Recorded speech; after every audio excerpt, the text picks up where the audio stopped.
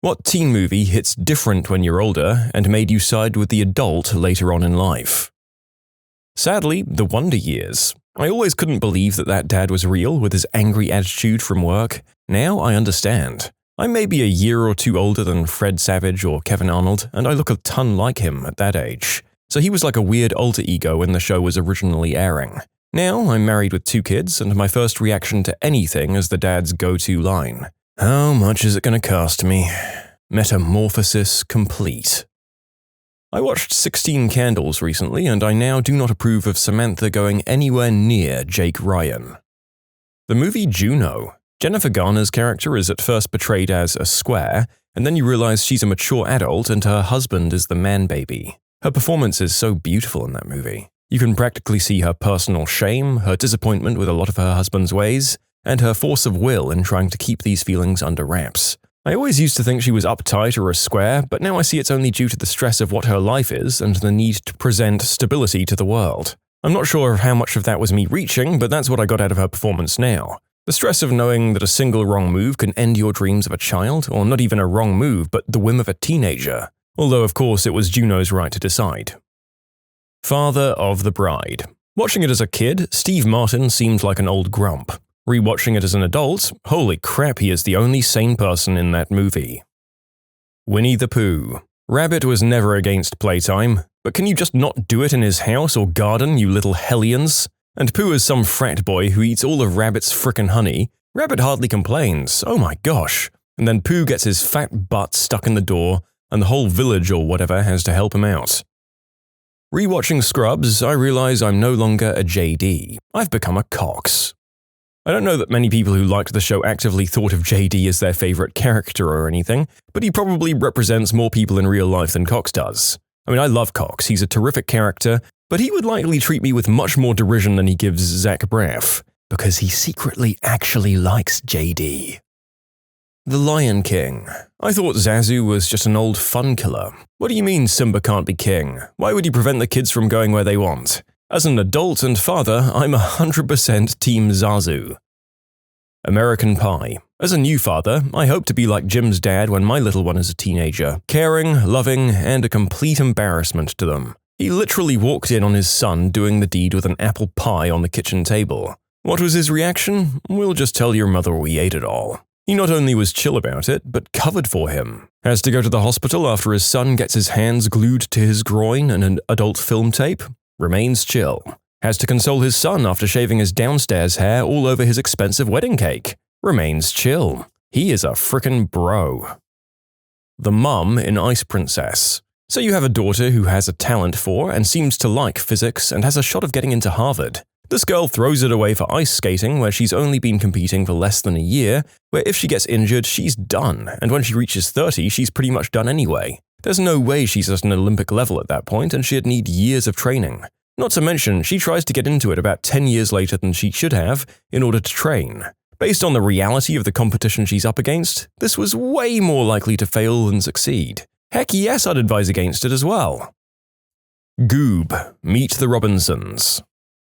Okay, this one isn't teen or child, but Family Guy. I used to think Peter was hilarious. Now I'm older, the scenes where Lois seems 100% done with his shenanigans and where Stewie once said, "Emotionally, Mom has already left you."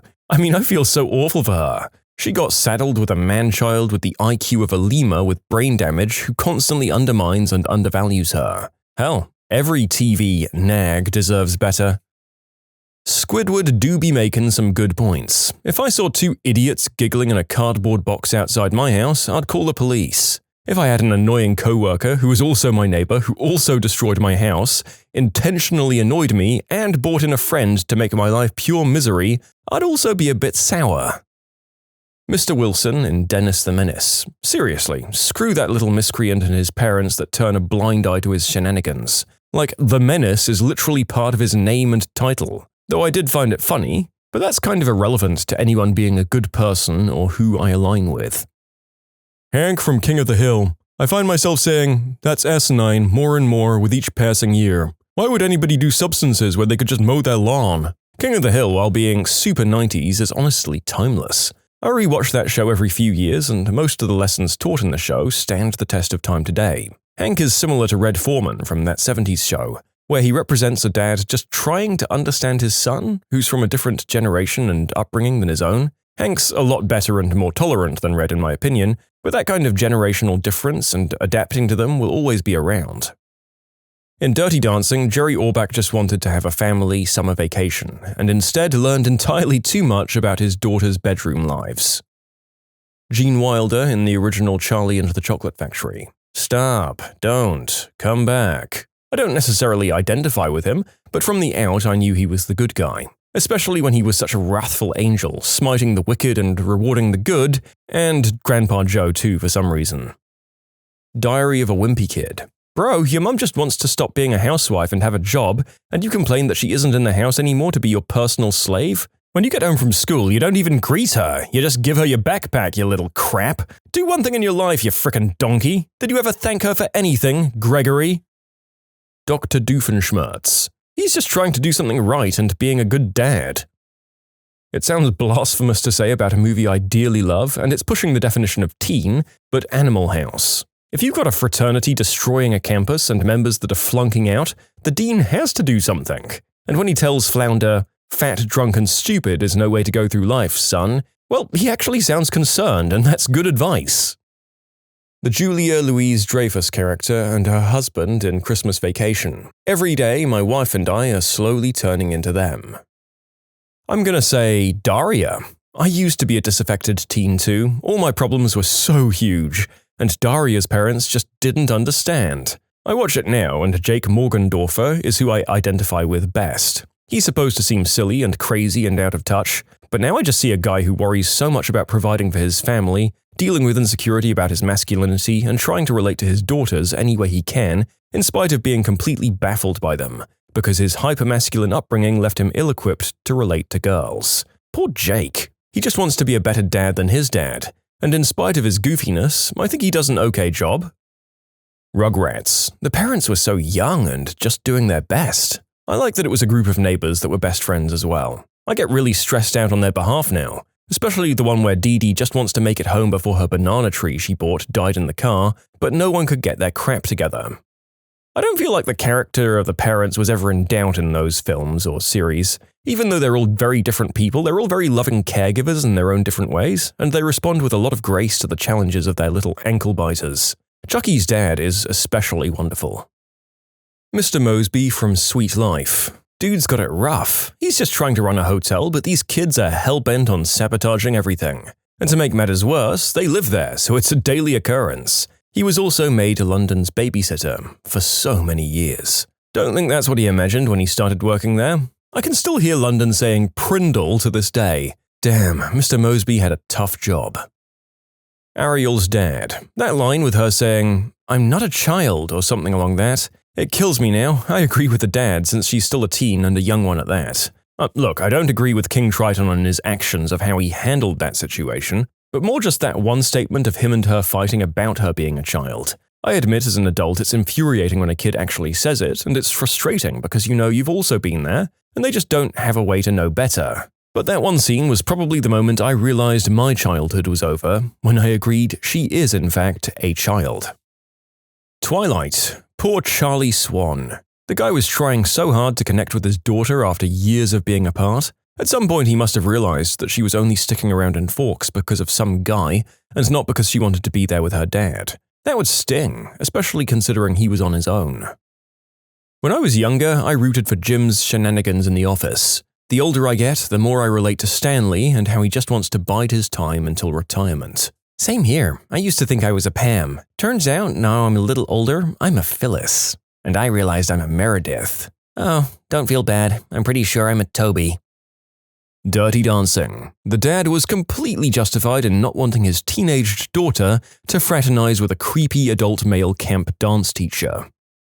Miss Doubtfire, but relating more with Miranda than Daniel. As a kid, I didn't understand why she lost her mind when she came home to the petting zoo. The principal and the teacher in Mean Girls. They were just trying to do their damn jobs. I like that they were both competent, reliable, and nice adults and not just reduced to some ridiculous stereotype.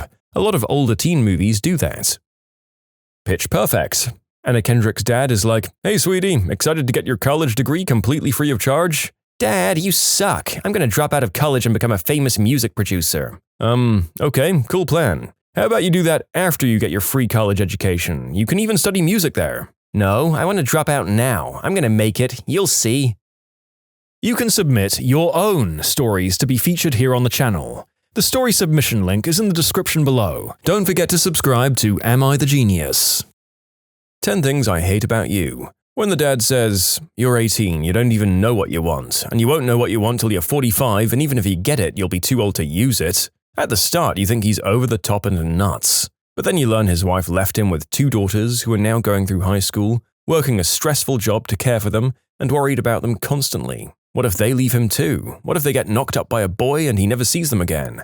The guy is stressed. He does ease up a little bit at the end. It's hard for him to let his daughters make their own decisions because he wants to keep them safe. And yes, they're young and most 18-year-olds don't know what they want. It gets funnier, sadder, and more relatable with every passing year. Mrs. Doubtfire. Miranda came home from work only to find her deadbeat husband hosting a party with wild animals in her home. During the divorce, he claimed he was unemployable. Then he dressed up like a woman with a professional makeup and costume and watched their kids secretly and tried to kill her new boyfriend. Yep, especially when she's talking about how she can never be fun because he's so over-the-top fun. Read silly and irresponsible. There can't be 2 fun parents in the house. Somebody needs to make sure the family don't live in squalor and that the kids are doing their homework and don't have head lice and the bills are getting paid. Although, I will criticize her new boyfriend a little. What kind of maniac orders jambalaya when they're allergic to cayenne pepper? Just rewatched a Goofy movie as an adult. Goofy just wanted to spend time with his kids. That was the whole conflict. Just go fishing with your dad, Max. You and Roxanne are breaking up before the sequel anyway. Even though I understood Max's frustrations in this movie, it was hard to watch how he spoke to him sometimes. He had no idea how lucky he was to have a father like Goofy, who's at least trying to bond and relate to him. I wanted to plug one more Disney film you all need to watch as adults, Recess the movie. Principal Prickly legit had me in tears, you guys. Twilight New Moon. As a 12-year-old, Edward's abandonment of Bella was regrettable but understandable. As an adult, I don't understand why anyone involved thought it was a good idea, and I'm angry that Carlisle and Esme did nothing to stop their perpetually frozen at 17-year-old son from being so stupid. I guess Edward will always have the mind of a 17-year-old. He'll be forever stuck in that not quite grown-up state of mind. He should never have been allowed to make that decision. Lilo and Stitch. My opinion of Nani changed recently. I think it helps when you realize that she's literally a teenager, 18, trying to prevent Child Protection Services from taking away the only family she has, while working and trying to be a mother to a little sister who's a social outcast. That's rough. She worked so hard for her and even gave up her dreams to take care of her. Where's she on the Disney princess list, huh? Alright, not a movie, but Malcolm in the Middle. I used to think Lois was a horrible mother who overreacted about everything. Now that I'm older, I can see that she's just an overworked, working-class mother with 5 terribly behaved boys. This is an interesting one, because Hal and Lois are far from the perfect parents. But yeah, you have to admit that their situation is basically untenable, and they're honestly just doing their best to get by in a very realistic working-class America. And those kids are feral. Hal and Lois do the best they can with the time they have, even if they lose their minds sometimes. I still can't agree with Lois killing Malcolm's scholarship, though.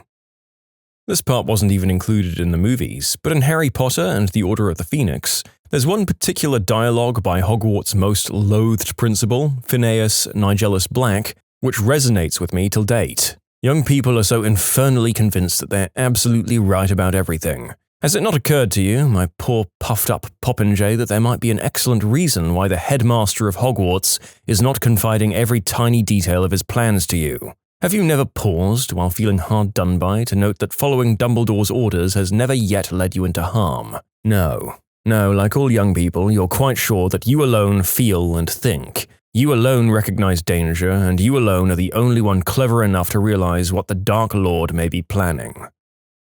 Rewatching The Simpsons and realizing I no longer relate to Bart, I'm now Homer. I'm relating with Mo Sizlak more and more every year, and I'm scared. It's not specifically a teen movie, but I did watch it as a teen, so get off my lawn. Top Gun. Maverick is the jerk who can't follow the rules and gets his best friend killed, yet Iceman is apparently the villain for not getting up to hijinks and having an alive co-pilot. Harry Potter. I used to think Hermione was my role model. Now that I'm working as a school counselor, my role model is McGonagall. Do your homework, Charlie Brown. I have an opposite example. Never been kissed. All of the adults are sick weirdos. That newspaper editor is one sick weirdo to send an adult woman back to high school to spy on teenage activities. Josie, ever the weird nerd, invites her loser brother to pose as a student and make her cool. Both of them end up with teenage dates to prom.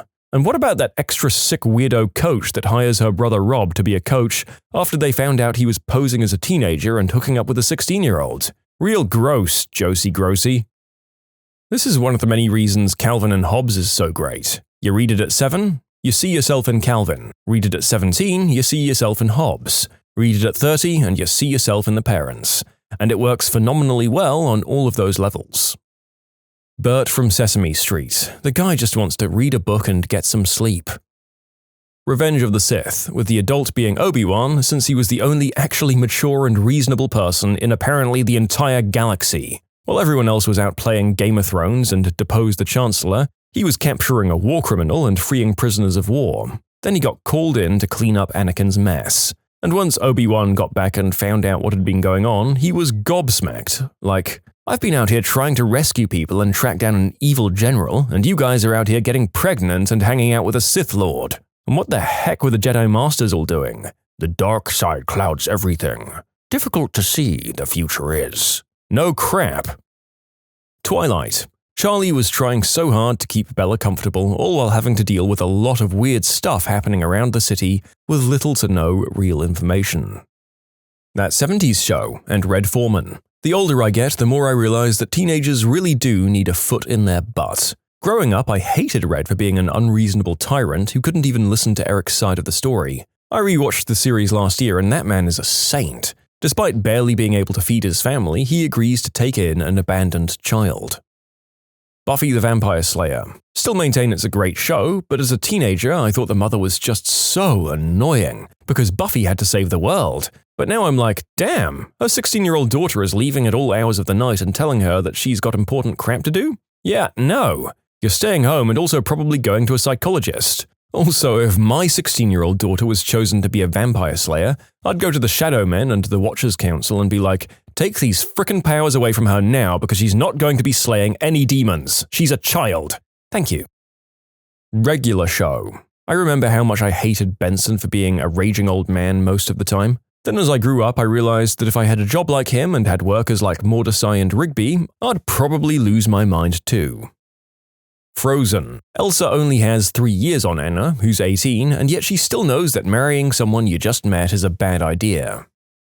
In Hook, when Captain Hook is trying to make Peter Pan's kids love him and hate their parents, he says, "Your mother reads to you every night in order to stupefy you to sleep so that she and Daddy can sit down for 3 minutes without you and your mindless, inexhaustible, unstoppable, repetitive demands. He took my toy. She hid my bear. I want to potty. I want a cookie. I want to stay up. I want. Me, mine, now. Can't you understand, child? They tell you stories to shut you up and conk you out. Before you were born, your parents would stay up all night together just to see the sunrise. Before you were born, they were happier. Watching this as a kid, I was like, oh, Hook is a villainous monster. And now that I have kids, I'm like, Hook's just dropping truth bombs, saying what all parents think but never say. I mean, I don't know that he's a character anyone would side with. Most parents love their kids despite this impact on their lives anyway. I don't have any kids and I already want to go to bed at 10 p.m, so I can't imagine resenting them for not letting me stay up all night anymore. Although maybe I'll start resenting them for the opposite. Tom and Jerry. It's all fun and games until you wake up one day and realize Jerry was such a POS. Ugh, welcome to adulthood. Not quite the same, but in a similar vein, I don't think it's possible for kids to truly appreciate how amazing The Little Prince is until they're adults. None of the statements can truly be properly felt without a few decades of bumps and bruises from life to give you the proper context to understand how profound they are. It's ostensibly a kid's book, but really, it's a book for adults. On Home Improvement, I didn't like Jill Taylor, Tim's wife, but I watched it again fairly recently and realized she was the only one keeping stuff from falling apart. She was a personification of underappreciated mothers and wives. Harry Potter and the Philosopher's Stone. I read that book as a 6-year-old and thought how all of the adults are so stupid for not listening to Harry and trying to stop him from investigating. As I reread the book a few years ago, I realized that Quirrell Mort's plan was doomed from the beginning, and Dumbledore had everything under control. Harry did nothing except endanger himself and his friends. I'm 35 and teen movies from the 80s seem to be the worst offenders. I can't stand the concept of Ferris Bueller as a person. Also, as a huge fantasy fan, I'm starting to agree more and more with the wise wizards, teachers, professors and stuff that are like, "Hey protagonist, just chill and learn some stuff instead." Maybe not a teen movie, but the dad from the movie Beethoven. That dog was a goddamn menace, terrorized this guy every day, and no one else is taking care of it but him. He's constantly cleaning up after the dog, walking it, and it's controlling his life, just like he said it would. What absolute shenanigans did your goofy dad get up to? I am a Bengali, and as all good Bengalis, we went to see tigers in the north of Bengal. Spoiler alert, no tigers. After one pretty disappointing day of missing 2 elephant herds and seeing no wild cats, much less a tiger, we stop at a dried-up riverbed. We're freaking tired, the sun is setting, the peacocks are screaming, the usual where we're from. Suddenly, we hear a growl. Monkeys are going nuts, the telltale signs of a tiger nearby. The guide tells us to rush to our jeeps. We oblige, but just before boarding, I see my dad smirking hard. After an hour of waiting, we see no tigers and we head home. The next morning, while everyone is freaking out over the growl, Dad pulls me aside and says it was a burp. A freaking burp. So I can proudly say that once my dad burped so hard that the jungle thought it was a tiger. One time, my dad waited till my 3 siblings and I had gone to bed on Christmas Eve. Then he shouted, "I don't care who you are, fat man, get that sled off my roof." We were all up and telling Dad not to yell at Santa. My dad was a fireman and picked me up from school in a fire engine once. My dad was also a fireman and we kind of took it for granted. All of the other kids thought it was awesome, but we were just used to it, I suppose. He treated it like a job and we did too. Until we went on family vacation and saw a vehicle overturn ahead of us in a terrible accident. Watching my father spring into action and quickly take control and begin rescuing the family made me look at him in an entirely different way. Afterwards, he got in our car and we continued our vacation. He said, "I think they're going to be alright." And that was that, but we knew Dad was a total badass. One day, my dad answered the door in his underwear at 8 a.m. The salesman was obviously weirded out. After he left, my mum was mortified and asked why he did that. My dad said, "If these people don't want a show, they shouldn't have come for the matinee." One time we went to Universal Studios and my dad took me on the Hulk roller coaster even though he knew it would make him sick. I was afraid of roller coasters at that point and he sacrificed himself because he knew I'd never go on a ride without him. When we got off, his face was completely colorless and his stomach was done working correctly for the rest of the day. But I loved the roller coaster. When I was walking out to the car to leave for college, my dad yelled, "Hey!" from the front door, and I turned around. He takes out this huge box of magnum-sized rubbers and throws them at me as hard as he can. They hit me in the nose and he yells, "Care package," and then ran inside laughing. That's very flattering, Dad, but I don't think I'll have much use for them. There are some questions that I feel have to follow up, like, do you not have much use for them because you're not interested, or female, or because you have a teeny tiny dingaling? And if it's the latter, don't worry, you can just drop them on the ground in front of your crush, along with a $100 note and loudly proclaim that you dropped them to demonstrate value. I didn't see my dad much. He lived 80 miles away and was getting his life together. I tried to see him once a month for a weekend. I'd bring my homework and spend a few days with him. I was sitting at his computer while he was watching TV in the same room, and he turns to me and asks if I want to see something.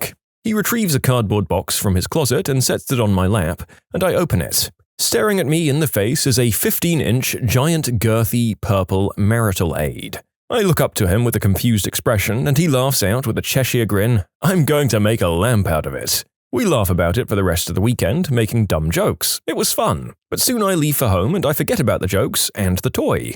So I return a month later, open the door to his apartment to see all of the walls had a faint purple hue.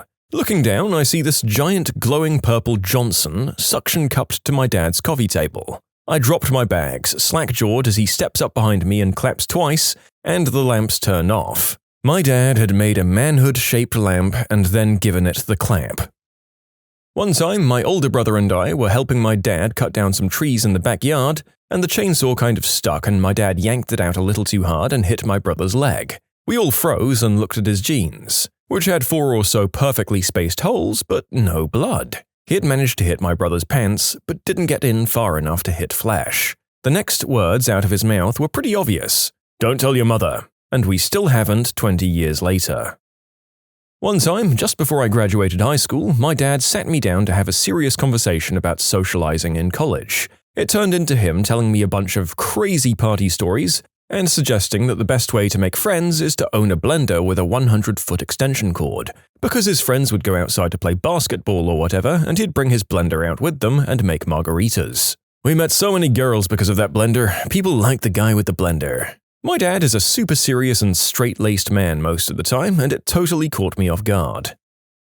One time, I asked my dad to rent The Notebook for me from the good old family video up the street, and he rented Nacho Libre because he could only remember it started with an N. One time, my dad literally took candy from a baby. A 2-year-old held up a lollipop, and my dad assumed the kid was giving it to him. After taking it and walking away, he realized that the toddler was probably just wanting to show it to him. At least that's what he told us. Maybe my dad just wanted an excuse to take the candy. One time, my dad took my brother's walkie-talkie and had us and about 10 kids in the neighborhood convinced that we'd picked up a signal from a plane that was crashing towards the earth. We were running up and down the streets for an hour with our eyes on the sky listening as the pilot tried to reach someone for help. Dad's windows were open, so we eventually caught on to the heinous laughter echoing between the houses after every Mayday. So Michigan doesn't allow the good sort of fireworks, but Indiana does.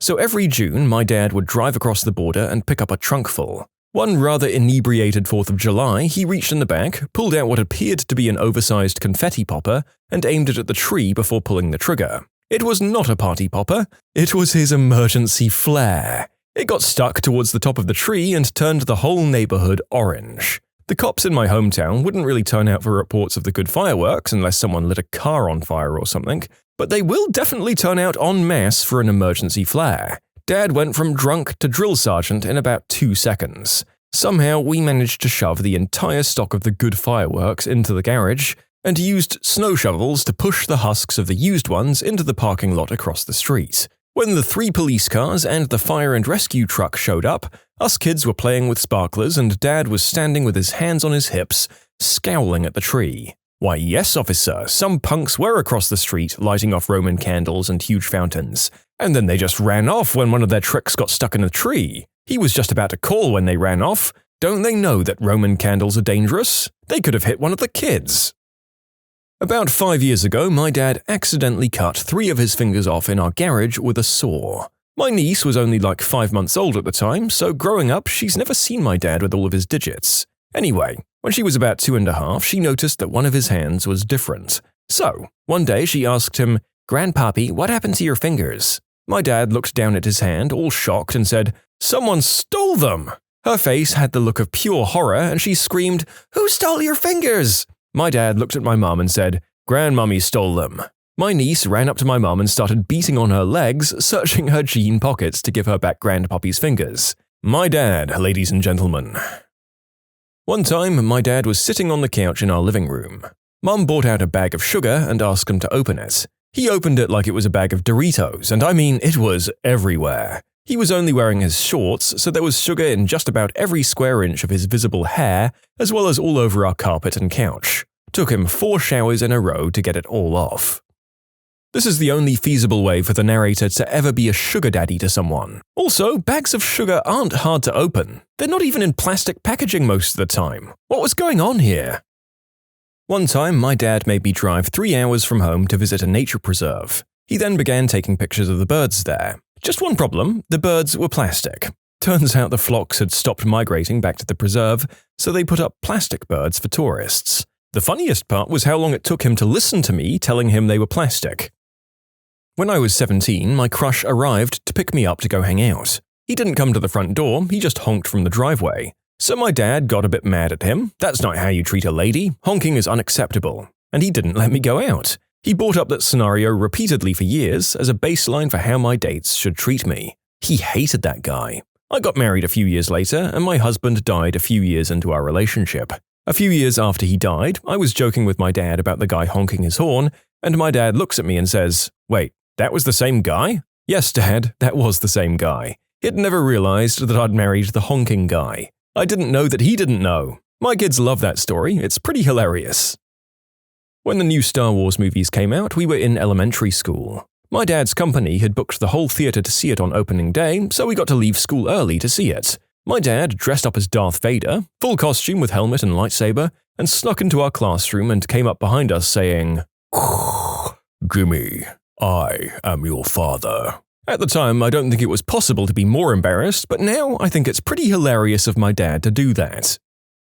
Me and a few of my friends used to hold poker nights each week, which my dad used to play too. He got particularly drunk one night and was getting on his bicycle to go home. It was icy outside and we spent around 15 minutes trying to persuade him to have a lift from one of my friends. He refused. 10 minutes later, there's a knock on the front door and there he is with blood dripping down and covering half his face. All he said was, "I fell over." He then came in and fell over again, washed his face and went to sleep on the couch. You can submit your own stories to be featured here on the channel. The story submission link is in the description below. And if you want to listen to some vibey music in the background, check out easymode, also linked below, and subscribe. One time, my dad crapped his jeans on the side of the road on the way to my volleyball tournament. We were running late for the tournament, so he threw the pants in the woods, had dress pants in the car. He walked around the tournament all day in a red volleyball sweatshirt and pinstripe dress pants. One time when I was younger and embarrassed about my body and potential dirty words, my dad made up a song about ding-dongs and ladybits and sung it any opportunity he could just to embarrass me. One time, my dad was on a business trip and he ended up getting upgraded to first class. He ended up talking with this guy seated near him for a majority of the flight. Turned out that guy was Usher. One time, my dad made a remote control car and put me as a toddler on it and drove me around. One time, my dad was riding his bike on a 3-foot-tall brick wall, slipped off, hit his head on it, and got knocked out behind it for an hour or so. My grandma almost called the cops to file him missing. He also tried to see how far he could pee into a urinal, apparently about 10 feet before he got caught by a teacher walking into the bathroom. He also dared his best friend to throw a full milk carton at a teacher. His friend did it. That teacher was also my grandma's best friend at the time. Him and my uncle were throwing snowballs at cars passing on the highway. They hit an undercover detective. They ran back to the house, and while my aunt didn't show, they snuck back in and she had to talk to the detective. He also stole my aunt's VW Beetle and took it for a midnight joyride. They stuck it in a ditch and had a farmer pull it out with a tractor. She just found out last year, nearly 40 years later. He really likes car horns. When we were kids, he held down the horn on a country road until the horn gave out and was just squeaking, trying to make a noise. He recently got a new aerating trailer for his lawnmower, and he was so excited about it that he did 3 of our neighbors' yards for fun. He also got himself a Christmas present a few years back and yelled, "Yes, thank you," when he opened it. That same Christmas, my mum got him a new coffee maker, and he spent the entire night setting it up and making everyone coffee. He bought a motorcycle as a midlife crisis thing. He kept it a secret from my grandma for 3 years. A 50-year-old man hiding things from his mum. My older brother fired an arrow almost straight up in the air. It came back down right on the peak of our shed, sticking straight up and dead center. You could tell my old man was trying not to laugh while scolding us. We were having a bonfire one night and one of my brother's friends put a Mountain Dew can near the fire so it heated up slowly. When it exploded, it sounded like a mortar went off. It sent embers 40 feet into the air and 25 feet around. After regaining our senses, we could see our dad's silhouette sprinting inside the house because he thought we were getting shot at. I've never seen him move that fast. To clarify, he was already in the house, running out. Well, that's better, but nowhere near as funny as the idea of him bailing on his entire family to get to safety. Every man for himself. Best of luck, kiddos. One time, my dad saw me put a rubber band around the sink's small water hose thing that I'd specifically set up for him. But instead of saying anything, he just left it there and watched for the next victim. He laughed so hard when the older man we rented the basement to yelled out, "What the frick?" and returned with his shirt all wet. One time I was in another room and the phone rang. I heard my dad answer the phone when a telemarketer called and they asked if he wanted his ductwork cleaned. He said, yes, I'd love to have my ducks cleaned, quack, quack, quack, quack, and then just hung up on the guy. My dad told a telemarketer to F off once. The telemarketer called back, listed our address, and threatened to murder the whole family. The police escorted me home from school that day. One time, my dad almost ended me because he thought I was a burglar. I'd snuck downstairs for some reason. I was in the kitchen and heard him coming in, so I hid behind the kitchen counter. Heard my dad opening drawers and things. The next thing I know, he had leaned over the counter and grabbed my head and had a kitchen knife to my throat. A split second later, he realized it was me and dropped me. Then I got yelled at because he had heard me breathing. He thought I was a home intruder and I almost got into a world of pain. He was shaking from the adrenaline. As a dad now myself, I can imagine the state of mind he was in. My dad once put off going to the optometrist for 3 years. When he finally went, it turned out his right eye was in charge of looking at things far away, and his left eye only looked at things close up. Sometime during those 3 years, he became farsighted and his brain compensated. One time, my dad went to my school event in jeans, a jean shirt, and jean jacket, also known as a Canadian tuxedo. When I was a child, around 8 or 9 years old, my parents and I were vacationing in Las Vegas, staying at the MGM Grand. Downstairs in the hotel were shops and restaurants, and I had to use the bathroom. I went into the store, did my business, and then to my childlike horror, I discovered the door was stuck. The door was the type close to the floor, and there wasn't room to crawl out. I yelled for my dad, who was using the urinal, and he walks over, grabs the door, and literally yanks it off its hinges, like it was nothing. Sets the door against the wall, and we just walk out. I'll never forget it. In short, Dad ripped a stall door off the hinges because I was trapped inside. One time, my dad set someone on fire. He was standing with a group of people having a smoke. This girl walked up and asked for a light. My dad said sure. She leant in and he lit the lighter, and her hair went right into the flame, causing her hair to catch on fire. Apparently someone had a little too much hairspray. She was fine and didn't suffer any serious injuries. Dad still tells people the story to this day. One time, my dad ripped a humongous toot and killed all of the power in the neighborhood. Literally, dark. Of course, we later found out that somebody had hit a pole further up the line at that exact moment. It made perfect sense to us as kids. Dad's an electrician and has deadly gas, therefore, dark. Now I use this as an example that correlation is not causation.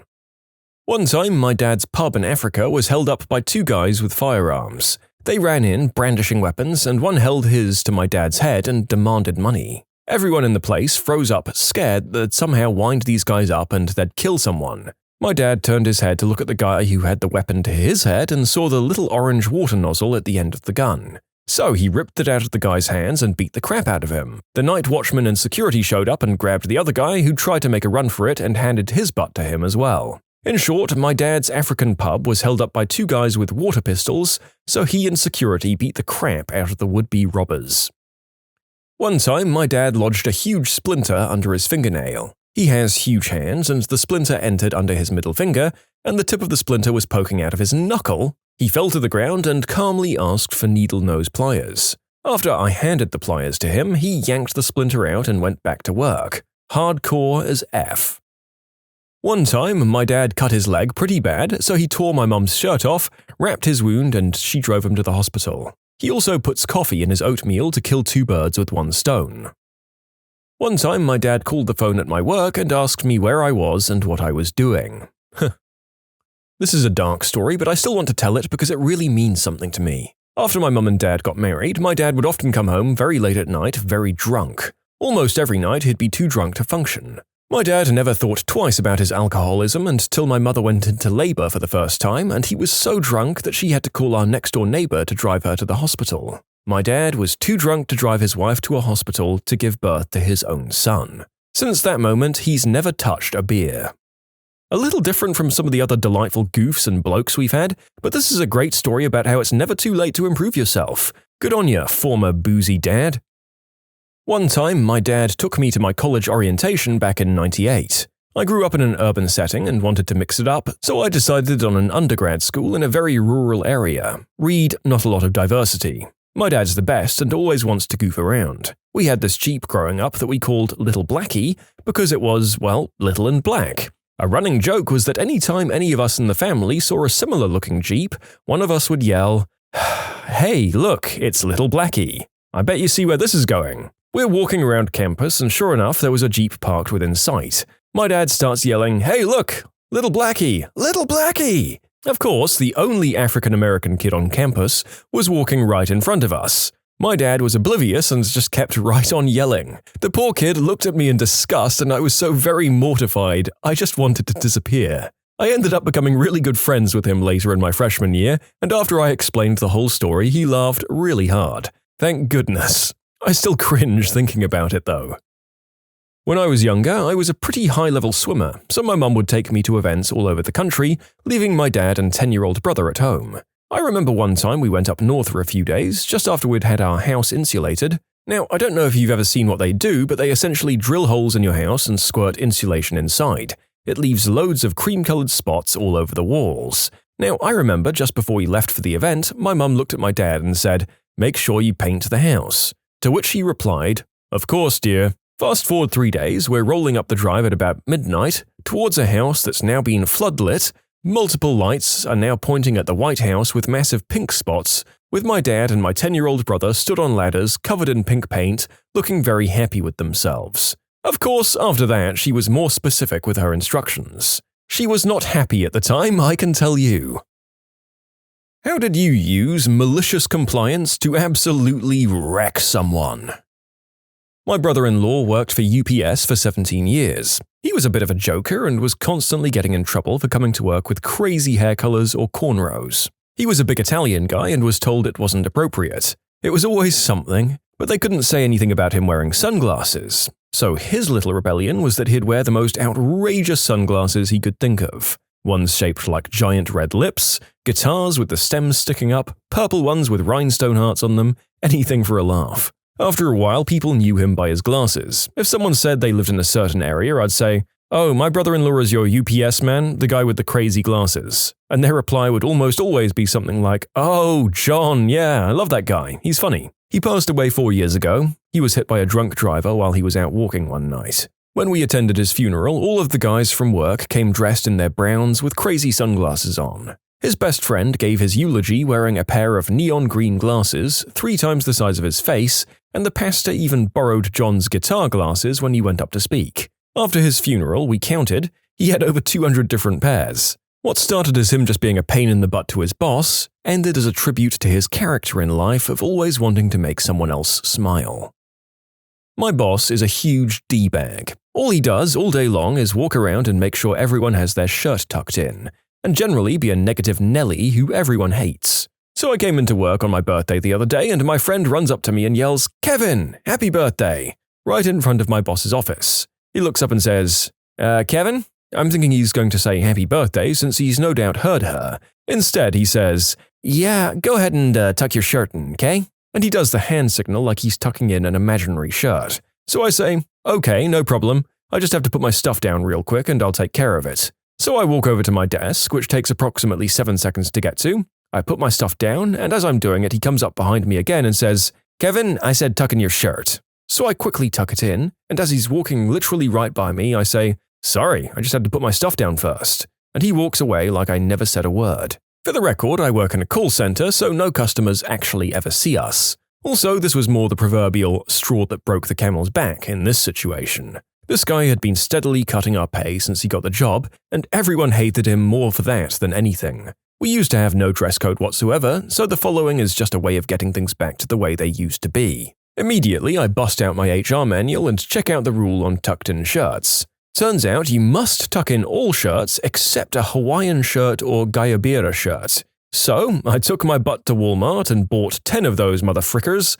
and wore the most obnoxious Hawaiian-looking shirt the next day. The second I walked in, he looked me up and down, glared, turned around and walked away. When everyone asked why I was wearing such a ridiculous shirt, I told them about the loophole and now half my office is wearing Hawaiian shirts and it's driving my boss crazy. All within the guidelines outlined by company policy. You know, although it does sound like your boss is just definitively a bad dude, I do have to hand it to him knowing the HR handbook so well that he immediately knew there was an exception for those shirts and just dropped it. Well done on you and your office mates for sticking it to him. A couple of friends of mine work at Walmart. They found out that kilts are well within the dress code as long as they're the correct color. Drove their managers nuts. It's been a year and absolutely no problems though. While I was in the Navy, it was recommended that I get an extensive surgery on my ankle. My command felt that I didn't deserve a bunch of time off for surgery, end quote, so they'd approve it but none of the convalescent leave. They refused to sign any paperwork. First thing I did was hit them with the regulation stating that they were required to respond to all requests within a certain amount of time. 3 days, I think. They responded with a no. So then I had Navy Legal draw up paperwork, with accordance to regulations, that my command would be responsible for 100% of my medical care if they didn't abide by my doctor's orders. I then let them know that that would mean that all of my medical care would then be handled by civilians and the command would be responsible for paying the bill out of their budget. They approved my surgery, convalescent leave, and convalescent leave extension. Used to work at a TV station. Absolutely awful management and horrible bosses. Complained about it to friends all the time. Some would even ask me on Facebook about my job and I'd reply, but I knew I could get fired for speaking ill of the company. So I read the HR handbook and found out as long as I don't specifically name the company, I can't be fired for it. So about a month later, I realize I can't take this crap anymore and post on Facebook how terrible my job is, never mentioning the company by name. They fire me a day later, I gladly walk out of that building and into a lawyer's office, and I got $17,800, my yearly salary. Seriously. Feels good, man. I used to work for this small-town, twice-weekly newspaper. The editor and publisher, mayor, county commissioner, and a few other people were skimming tax dollars. When I confronted my boss about it, he told me he'd blackball me if I said anything. So I went to the local television station, tipped them off, and they uncovered the story. When they won their awards, my name was added to the list of reporters. I still can't get a job as a journalist, but damn if it didn't feel good. Worked in one corporate kitchen where our GM didn't like our music, so he'd put on children's music. So we all started singing along at the top of our lungs. We won that war of attrition. Years later, in another kitchen, we had surround sound in a closed kitchen, where the uppity GM didn't like our music and started passing draconian censorship rules about the music. So we switched it to children's music for a week. Moral of the story? Never underestimate the power of a kitchen crew of misfits singing Banana Phone at the top of their lungs to fight fascism, motherfricker. Viva la Raffi! Not so much a tuck-in shirt freak situation, but here it goes. My boss went away for 3 or 4 weeks for a conference, and while he was away, a workmate and I had an idea. A George Foreman grill, and then we'd go to the deli and grab stuff for lunch. Hamburgers, lamb chops, pork steaks, stuff like that. We did this every day for over a month, and when our boss got back, he put a stop to it with the exact words, "I don't want that thing inside the office." So we took it to the shared kitchen area on our floor. We'd rented a suite. When he got angry about that and said, "I don't want it on this floor," we took it down to the underground parking area and used the power outlet at his parking space while he was out at lunch. He caught us because he was coming back from lunch with a business partner in the car with him, and we were hunched over a tiny George Foreman grill making hamburger patties. Imagine 3 IT guys crouching on the ground like cavemen in a poorly lit underground parking lot cooking hamburgers on the concrete floor. Yeah, it went over about as well as you'd think. If he didn't specifically use the words, "take that home or I'll break it and throw it in the trash," our next step was going to be to use the PowerPoint in the parking lot of the church directly opposite to the building and facing his office. Back when I was working and attending classes, I'd go straight from campus to work, getting me anywhere from 10 to 20 minutes early before my shift. On occasion, my boss would ask me to help him out with something before I'd clock on, putting something away or answering the phone. Over the span of a couple of months, this evolved from occasionally to every day your shift starts when you get here. After doing this for a couple of weeks, still clocking in at my usual 3 p.m., I decide that if I'm working for a few extra minutes each day, I'm gonna get paid for it. I did this once, and I didn't make it an hour into my shift before my boss was screaming at me and throwing down the employee handbook, saying that I'm only allowed to clock in 5 minutes before and after my scheduled shift. Needless to say, I made it a point to not check in until 5 minutes after my scheduled shift every day, no matter how early I was. Fast forward 3 months and my boss got fired. He got what was coming to him. Yep, you can't let certain bosses take the extra stuff you do for granted. I'm also of the opinion that if they need a couple of extra seconds help carrying a box or something, they can have it for free, but if they want me doing my main work duties before my shift, that counts as starting my shift early. Not my story, but a co-worker's. We worked at a water park. Supervisor was a witch who wouldn't let the lead guards at the top of the tallest slide in the park go to the bathroom. The guard at the top is radioing that he needs to take a dump, but she won't let him. Mind you, the lead guards are allowed to ride down every once in a while to make sure no tubes are stuck. The lead guard is about to crap his pants in front of a ton of guests, so he goes into the utility closet and craps in a bucket of cat litter we keep to clean up vomit. He then proceeds to ride down the slide to clean himself off and left the supervisor to clean up his bucket of crap.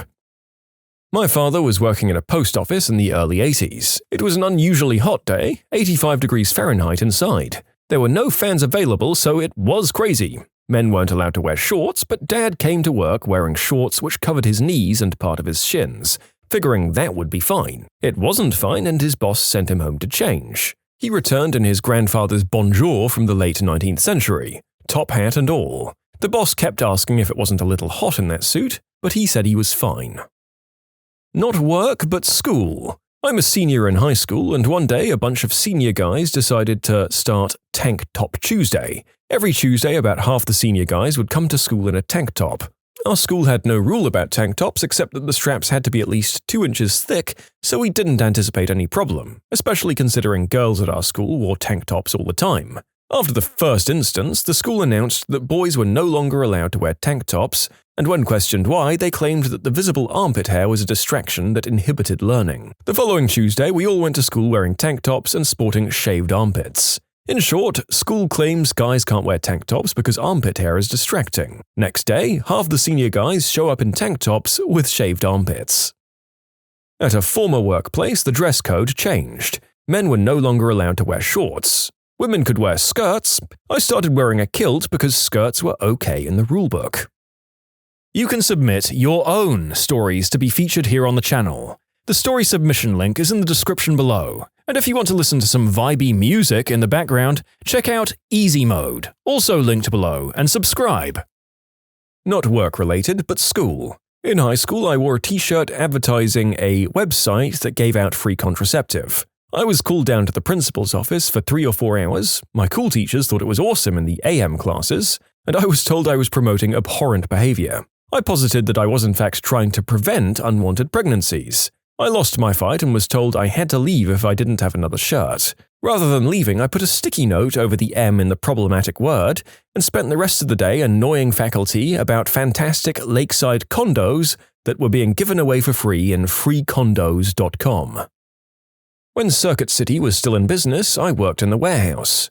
For whatever reason, they had a strict dress policy of khaki pants, this awful collar shirt that also had to be tucked in as well. This went for everyone, even in warehouse. I discovered through an old warehouse employee guide, shoved in a drawer years ago and forgotten about, that as long as warehouse employees had khaki-colored shorts with no cargo pockets and a t-shirt with a Circuit City logo, there'd be no problem. Circuit City stopped making Circuit City t-shirts long before I started, but thanks to a local Salvation Army, I was able to pick up 2 Circuit City t-shirts and a quick trip to Target for some shorts, and now my new uniform was set. My managers were not happy about my appearance, claiming I looked sloppy and unkempt. Even better, there was the giant black dude from the warehouse who hated his job and just slept in the back and talked on his cell phone all day.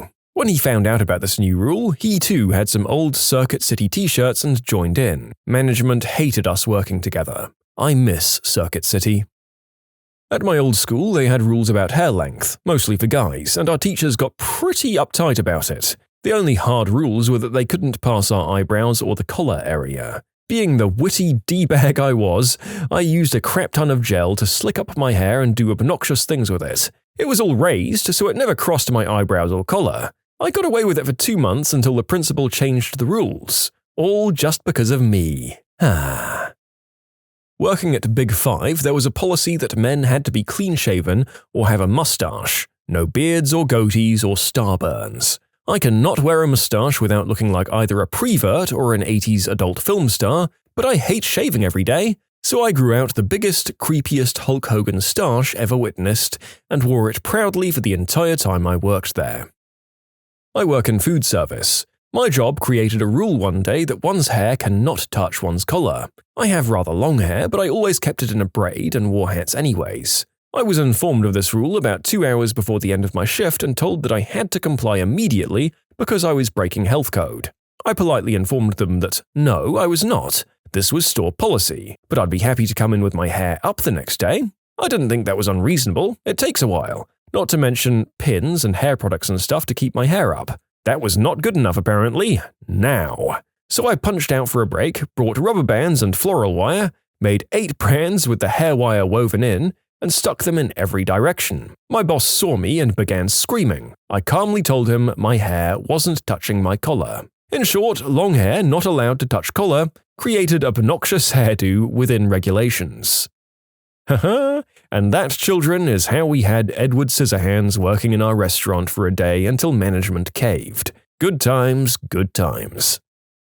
I used to work at the Jaws ride at Universal Studios, Florida. Our uniform consisted of a blue shirt, jeans or jean shorts, white socks, and white shoes. The unofficial dress code had a lot of us girls wearing jean shorts and white knee socks. One summer, I ended up working the Jaws ride and the Jungle Cruise at Walt Disney World simultaneously. I love Disney and had always wanted to work there, but I ended up finding it stifling with all sorts of silly and over-the-top rules. At the Jungle Cruise, you had to wear a khaki shirt, khaki shorts or pants, white socks, and brown shoes. One day, I didn't have any normal-sized socks to wear to the Jungle Cruise, so I ended up wearing my white knee-highs, which looked ridiculous with the jungle costume. When I got to work, one of my managers flipped out and told me my socks weren't in compliance with the Disney look, the official policies on how to dress at Disney. He made me roll my socks down.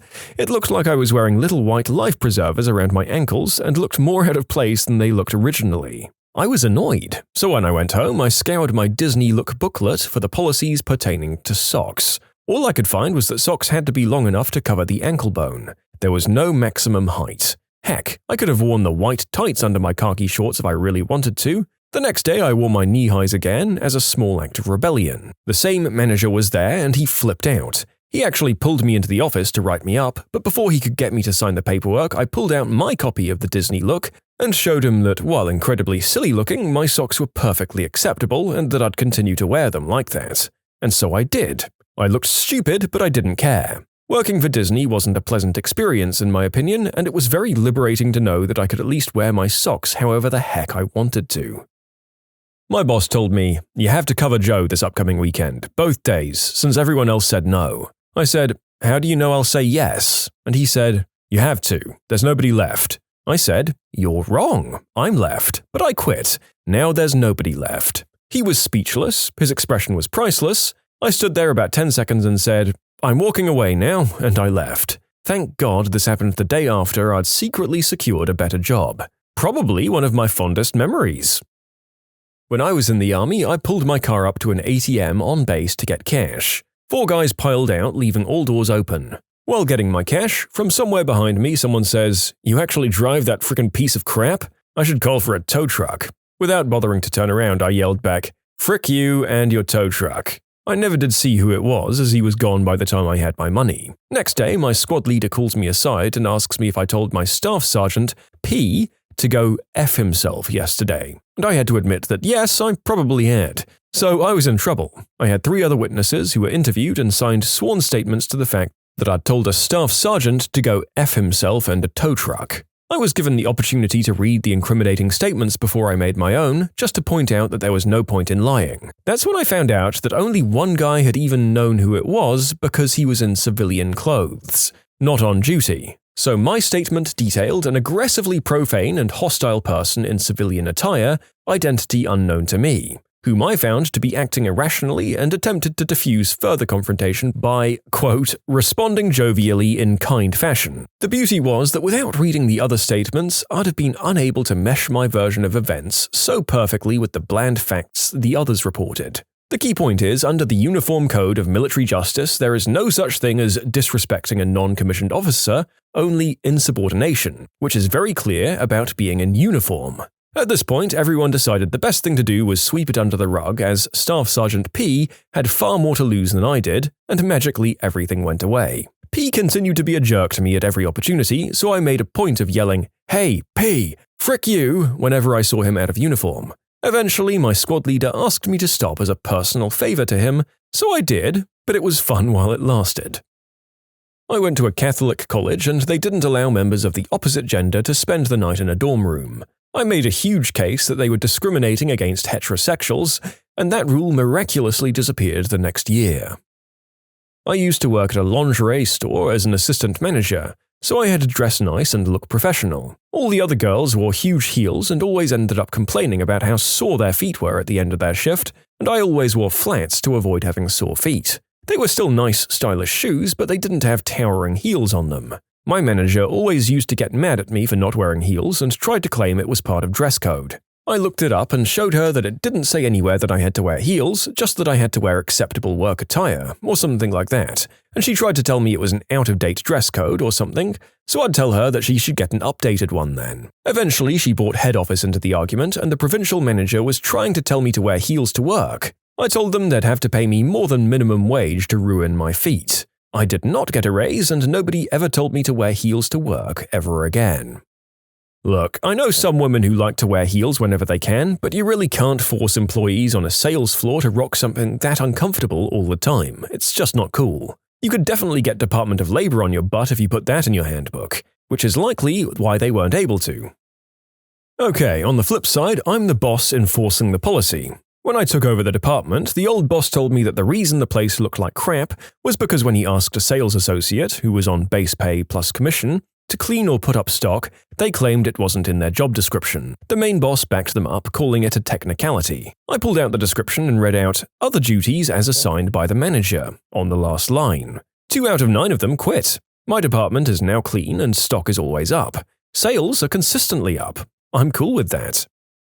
I work at Panera, and we were recently told that we had to get non-slip or slip-resistant shoes, else risk being fired. Rather than buying the ugly black kind all of my co-workers got, I got a bright purple pair of Doc Martens. All of the managers gave me the stink eye and asked, "Are those slip-resistant?" "You bet they are, motherfrickers." My buddy and I came into the office on the last day in the job. We found there was no clause against taking the boxes from the shipping department and turning them into armor. The box knights were born and died on that day. No door was safe from our attacks. I worked at a PetSmart 5 or so years ago, in the pet hotel where animals were boarded while their pet parents or owners went on vacation. Everything I did was in the back. No customers ever saw me, just the dogs and kitties. But my witch boss would always get on to me for forgetting my belt. So one day she was particularly mad at me for not having a belt, despite the fact that I was picking that shift up last minute for someone who was sick. I picked up a dog leash, put it through my belt hoops and said, "Well, it appears I now have a belt, don't I?" In the Navy, you must always have a white t-shirt under your uniform. I had a senior chief who constantly checked if your t-shirt wasn't visible and required that it be seen. I checked the uniform regulations and noticed that while in a working uniform, you can wear a V-neck tee. I started wearing them and he took notice as soon as he saw me. I told him that the regs allowed it. He scowled and his only comment was, "One for the blue shirts," and walked away. Then he hammered me for every reg violation he could find. You see, smart Alex never win, at least not in today's Navy. What weird and wonderful facts keep you awake at night? The United States hasn't minted any new Purple Heart medals since World War II. We've been using the stockpile that was prepared in anticipation of the ground invasion of Japan. We were anticipating so many casualties. We can't prove we aren't in a simulation.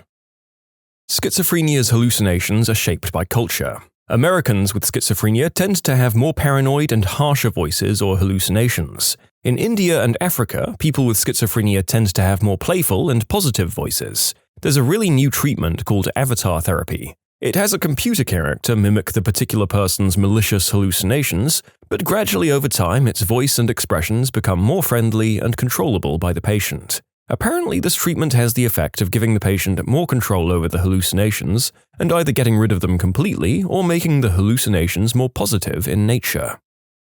Since its discovery in 1930, Pluto has not yet made a full orbit of the Sun. It went from undiscovered to planet to not planet in less than 1 Pluto year. The Geyser Sphinx is so old that it was the ancient Egyptians themselves who performed the first restoration after digging it out from under the dunes over 1,000 years after it had been built. The sinking of the Titanic was a miracle to the lobsters in the galley. About 40% of the world's food is just wasted, and a lot of that is before it even hits the shelves. Cows kill more Americans than radical terror actors, most years. We should probably be turning the cows and the terror fighters against each other. There are now legally adult movie stars who were born after the year 2000. I remember IDing someone at my bar born in the year 2000 and being deeply unhappy when I realized that they were legally adults.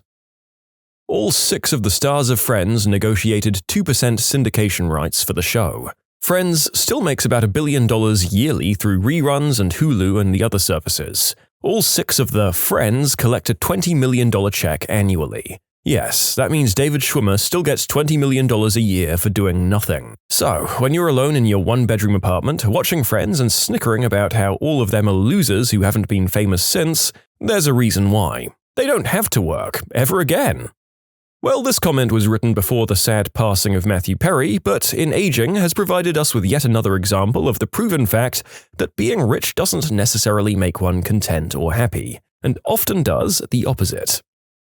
Over the space of 3 days, an estimated 165 people survived both the Hiroshima and Nagasaki nuclear bomb attacks. Tsutomu Yamaguchi is one of the more famous ones, who was only 2 miles from ground zero when the bomb was dropped on Hiroshima. It hit when he was walking to work on the last day of a work trip. After he heard the drone of a plane, he looked up into the sky and then it lit up. He was plucked from the ground, spun around and tossed into a nearby potato field. Miraculously, he survived, despite being covered in burns, soaked in radiation, and with 2 blown eardrums. He spent a night in an air shelter and then took an overnight sleeper train home to Nagasaki to see his family. When he made it to a hospital in Nagasaki, he was so burnt a childhood friend didn't recognize him. Neither did his family. Despite his wounds, he made it to work the next day. He started giving his boss a rundown on what had happened, and his boss thought he was crazy. There was no way one bomb could destroy a city. Suddenly, a bright light lit up the room. He panicked and dropped to the floor of the office seconds before the shockwave smashed out the office windows. He had just been hit twice by nuclear blasts in the space of 3 days. At the age of 93, he was given the title Niyu Hibakusha, or twice-bombed person. He died the year afterwards. So, next time you think you're having a crappy week at work, yeah. Google's DeepMind self-learning AI, AlphaZero, spent 4 hours learning chess and proceeded to beat the top chess engine in the world. The particularly interesting part is that it wins by playing in a very human way. Chess engines tend to run algorithms to assess the board after a move is chosen, looking at millions of moves every second, and decide whose is better based on a set of parameters, making their play very direct. AlphaZero seems to develop a far more human playstyle, somehow seeing something less quantifiable than led to an advantage in position. Over the past 200 years, numerous chess masters studied a style of play similar to that of AlphaZero. That means that in 4 hours, AlphaZero developed a better understanding of the game than we could over the more than 1,000 years it's been studied. Lobsters just don't die of old age. Taking into consideration that humanity has only explored a small percentage of the ocean, there could very well be a big fricking lobster just chilling out there. And I should clarify that the square cube law prevents kaiju-sized ones, but there are still some pretty big ones out there that we don't really get to see. I saw one on the internet that was 4 foot long, had 2 foot long legs, and weighed 14 pounds. Still pretty cool. If you take into account the fact that on average people sleep or should sleep 8 hours a day, if and when you get to 99 years of age, you'll have only been awake for 66 years, having spent 33 years of your life sleeping. And that's why I always stay up late. As you get closer to a black hole, time goes slower. This means that everything farther away would experience time faster and faster as you get closer and closer to the black hole. A second for you could be 1 billion years for those outside of it. Thus, if you fell into a black hole and looked outside, you'd see the universe die with you. When Star Trek The Next Generation first aired, data was roughly 60,000 times faster than the fastest computer on Earth. Today, the same character, Data, is roughly 500 times slower than the current fastest computer. There is on average a supernova explosion every 50 years in the Milky Way. On average, there are 30 every second in the observable universe. This is probably one of the best let that sink in facts in here. Let me just repeat that. Do you know how big the universe must be if it's 30 every second, while one of them takes 50 years in our galaxy? Fanta started as a Coca-Cola substitute in the early 1940s Germany under the reign of, well, that party. Fruit Loops are all the same flavor. Next to the US Army, Disney World is the largest buyer and importer of explosives in the USA. I was wondering what Mickey needed nukes for before I remembered that fireworks exist. Oh-ho! Mutually assured destruction! There are more tigers privately owned in Texas than free tigers in the wild. The moon orbits us from the west to the east, but we see it move across the sky east to west because of the rate of the Earth's rotation. Our observation is like being in a faster car watching a slower car, heading in the same absolute direction, fall further and further behind us. If the Earth was the size of a marble, you'd need 7 miles of space to build a scale model of the solar system. Due to the way the speed of light works, combined with our current understanding of the expansion of the universe, there are areas of the universe that are both impossible for us to visit or even observe. The fabric of the universe expands faster over that distance than light can travel, so it never reaches us. When you combine that with the bit where scientists currently think there's roughly 1 trillion visible galaxies, that's 4 times more stars than exist in the Milky Way, well… There was a time in history when trees existed, but the fungi which causes wood to rot had not yet evolved to digest wood. Dead trees and plants would pile up, and the 35% oxygen atmosphere caused massive fires. This is also the time where petrified wood came from. Trees would sit in the mud for thousands of years and not rot, while minerals slowly replaced the wood structures. The first electric car was invented at the end of the 1800s, and it went 65 miles per hour. Yep, mainstream electric transport has a very long history and has actually been a legitimate option for development the entire time. Unfortunately, it's almost always sabotaged, misused, or taken advantage of by bad actors. Classic humans. The entire continent of South America is east of Florida. Go look at a map. Charlemagne's name translates to Charles the Great. This wasn't due to his leadership, this was due to the fact that he was 6'4" when the average male was 5'6". His nickname was just Big Charlie. There was a period of time where 4 distinct species of human lived concurrently. Neutron stars have such strong gravity that if you dropped a marshmallow into one, it would be like dropping a 3-megaton nuclear warhead on Earth. It took humanity approximately 4 times longer to switch from copper swords to steel swords than it took to switch from steel swords to nuclear bombs. Bing Crosby advocated for salmon conservation in the North Atlantic against Denmark's overfishing in the early 1970s. The Danish government banned everything Bing Crosby in Denmark, but because he was so popular there, the Danish people protested the government, making them overturn the Bing Crosby law and even to enact salmon conservation legislation. Bing Crosby single-handedly managed to create a piece of Danish law. Scientists who work with cockroaches often develop allergies towards cockroaches. At the same time, they also develop allergies to pre-ground coffee. I work for a large coffee roaster. When you cut open the bags of green coffee from all of those third-world countries, it's amazing the things you find. Coffee is essentially dried in the middle of streets, and any number of things can end up in there. We found shoes, farming tools, huge needles for weaving the bags, 100% chance of bugs in coffee from some places, and the good news is those little guys are roasted to 400 degrees and disintegrated by the time the roast is over. The Titanic had 2 sister ships, the Britannic and the Olympic. There was a woman called Violet Jessup, a nurse and cruise liner stewardess that worked on all 3 ships. The Olympic crashed into a warship while leaving the harbor, but was able to make it back. So she was on Titanic as it sank, and is referenced in the Titanic film, a stewardess that was told to set an example to the non-English-speaking passengers as the ship sank. She looked after a baby on Lifeboat 16 until being rescued by the Carpathia the next day. It's not known what exactly caused the sinking of the Britannic, but the lifeboats hit the water too early. As the ship sank, the rear listed up and a number of lifeboats were sucked into the propellers. Violet had to jump out of the lifeboat she was in and sustained a serious head injury, but survived. She was on board for all 3 incidents in the space of 5 years. But she went back to continue to work at sea for another 30 years before retiring in 1950. She died of heart failure in 71. You can submit your own stories to be featured here on the channel. The story submission link is in the description below. And if you want to listen to some vibey music in the background, check out easymode, also linked below, and subscribe. China at one point used more concrete in 3 years than the US used in the entire 20th century. There's about 12 times more trees on Earth than stars in the Milky Way. There was only 65 years between the Wright brothers' first flight and the moon landing. The Holy Roman Empire existed until 30 years after the United States was founded. There are more chickens in America than people on the planet.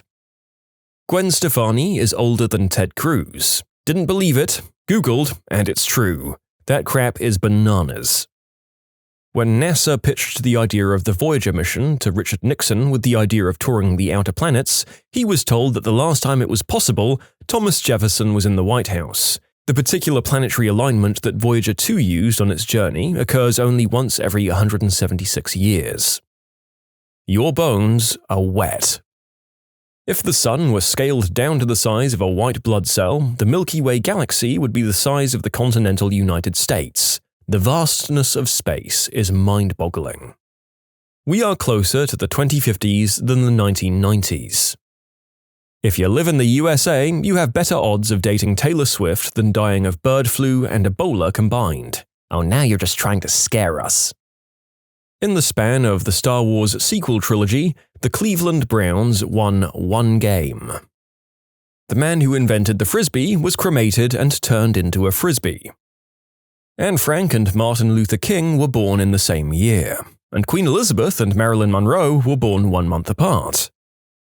Stegosaurus lived 150 million years ago. T-Rex lived 65 million years ago. Stegosaurus was more ancient to the T-Rex than the T-Rex is to us. The Great Pyramid was built before the last woolly mammoth died. So it appears that after the first batches of answers here, a lot of the facts that seem to blow our commenters' minds are just the sheer scale of time in the universe. Admittedly, it is fascinating to get the perspective, but I'll try and spread them amongst the other rarer answers that we're getting here. Vending machines have killed more people than sharks. Well, duh. Why would vending machines go around killing sharks? Pineapples take 2 years to grow. You could place all of the planets of our solar system between Earth and the Moon and even have a bit of spare space afterwards. But 10 out of 10 scientists all agree that this is a bad idea and should not be attempted. The US federal government classifies the white powdery stuff as a less serious, more useful substance than Mary J., also known as green herb.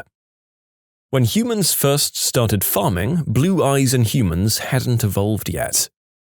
The cigarette lighter was actually invented before the match. Dozens of Americans die every day from slipping in the shower and hitting their heads. Dozens, I tell you. It's one of the primary leading causes of non-medical deaths in the USA. After hitting the iceberg, it took 2 hours and 40 minutes for the Titanic to fully submerge underwater. Let that sink in. The more I think about it, the more I realize that it took people quite a while to realize how significant it was, and that getting off a huge ocean liner would take so much time. The US Navy has the second largest air force in the world, and the US Army has the third. The UK Dyslexia Association is situated in Reading, which is spelt like the word reading just to mess with everyone. Gary Newman is older than Gary Oldman by a little under 2 weeks. What's new is old and what's old is new. Bill Clinton, George W. Bush, and Donald Trump were all born within a 66-day stretch. Macaulay Culkin is now older than Catherine O'Hara was when she played his mum in Home Alone, and Mark Hamill in The Force Awakens is older than Alec Guinness was in A New Hope. If you have clean water and temperature control, you're better off than half the population. Sharks are older than trees, or at least they predate them. The oldest shark fossils we know of are 420 to 450 million years old. The oldest known tree is Watiza, which is about 385 million years old. AITA, the longest living animal ever, was a giant tortoise given to Clive of India. He was born around 1750 and died in 2006. When he died, he had existed for longer than the United States had at the time. Your computer is much more likely to contract a virus by surfing legitimate church websites than by surfing adult websites. The latter sites generally have experts combating viral stuff, while church sites are maintained by lower-tech volunteers as a rule. The overall goal in golf is to play less golf, incidentally analogous to my approach at my job.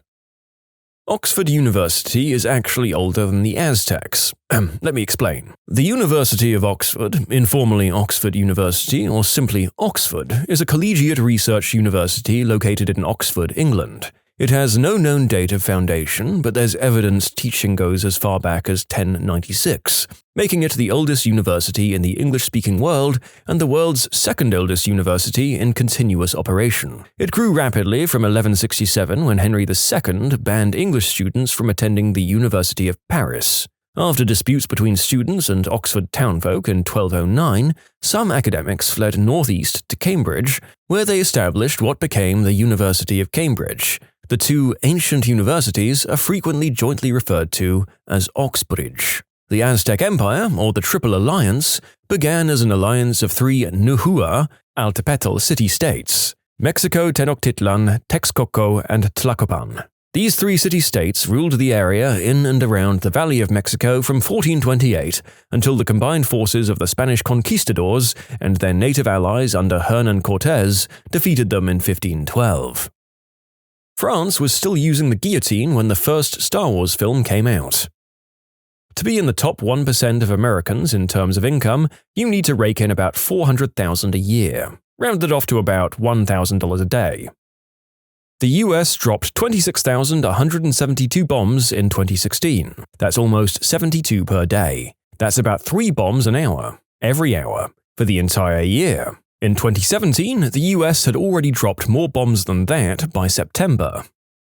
Your body consists of a roughly 1-to-1 ratio of bacterial to human cells.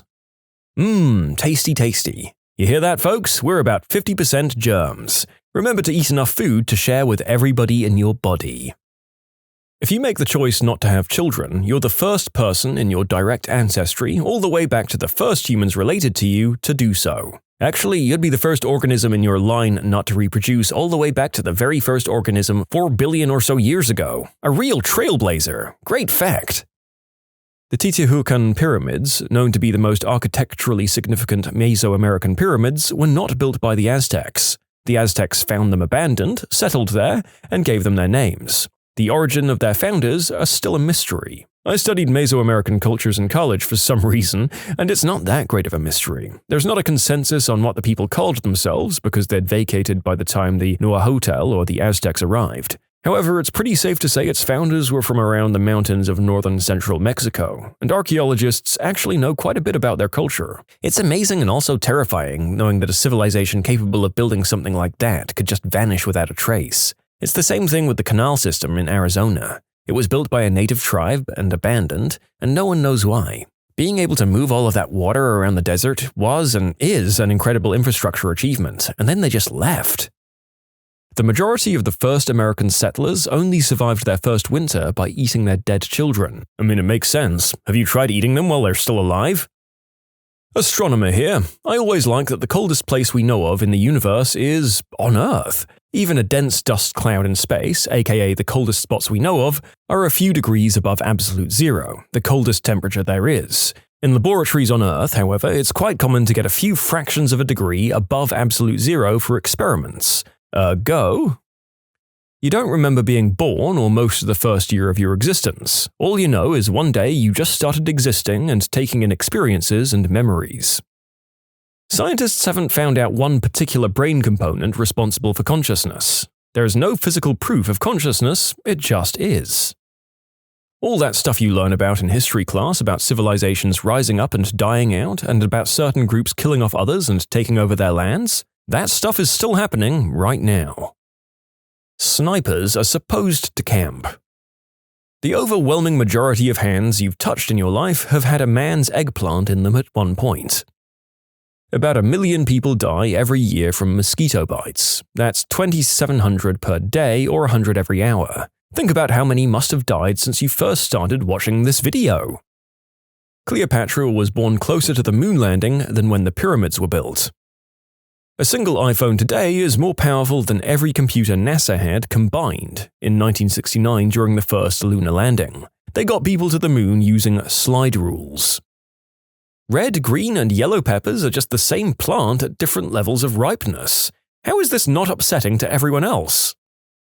Every subsequent year of your life makes up a smaller proportion of it relative to your previous years of living. So at 1 year old, a year is 100% of your life. At 2, it's 50%, and so on. Maybe that's why time feels like it passes more quickly the older we get. There are more Mary J. dispensaries in Colorado than McDonald's, 7-Eleven, and Starbucks combined. The city of Atlanta in Texas is closer to Atlanta, Georgia, 3.5 states away, than it is to El Paso, Texas. That's just how big Texas is. Also, Bristol, Tennessee is closer to Canada than it is to Memphis, Tennessee. If you have 2 legs, you strictly speaking have more than the average amount of legs across the entire human population, and literally only one person would need to lose a leg to have this happen. Averages are weird. The average hours of minimum wage work needed to pay for 4 years of public college was 306 hours for baby boomers and is 4,459 for millennials. The universe is so empty that if we took 3 grains of sand and placed them inside a vast cathedral, that cathedral would be more filled with sand than the universe is with stars. When did you get busted at a shameful or disgusting moment? When I was like 12 maybe, we got a new family computer with a scanner. I stayed up late playing with it in the den. After scanning everything I could find, I scanned my hands, face, feet, and I even scanned my butt. It was so slow though, the scans would be all messed up and jittery from me moving. So, I flipped a small trash can, put the scanner on top, and knelt down in front of it. I worked up something decently rigid down there and then closed the door on the scanner. Mid-scan, the door to the den slowly opens. It's my sleepy dad in his undies looking very confused at me doggy-styling the new family scanner. "What are you doing?" "I'm scanning my eggplant." He didn't react at all, he just backed out and closed the door.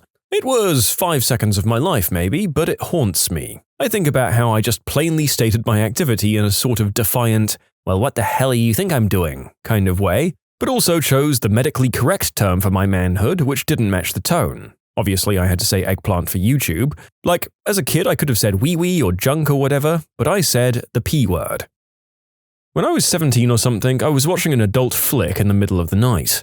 After I finished whacking it, I felt a slight pain in my ball bag, like someone had flicked their finger on it. That pain increased to the point where I had to walk it out. After some minutes, I began screaming from the pain when my parents came to my room. Don't worry, I wasn't undressed. They saw me in pain on the floor. At that moment, I thought I did something wrong while cranking the bald man, but was too ashamed to tell them. My dad rushed me to the emergency room where I was rushed in and my pants were taken off. Lying there with everything out, they gave me a nose spray which halted some of the pain. The doctor then started handling my equipment sack while the nurse stood next to me reminding me to breathe because the nose spray stopped the automatic breathing, if that makes sense. All the time, my dad was standing there looking, and the only thing I could think of at that moment was, oh no, did they think my eggplant is small? After that, the doctors brought me to another room while my dad was elsewhere. While going through the halls, I told the doctor I probably knew the cause and explained that I was exercising my vital organ. I don't remember the doctor's response, but I felt truly ashamed, like I was the only person doing such a thing. Later, the doctor told me I had testicular torsion,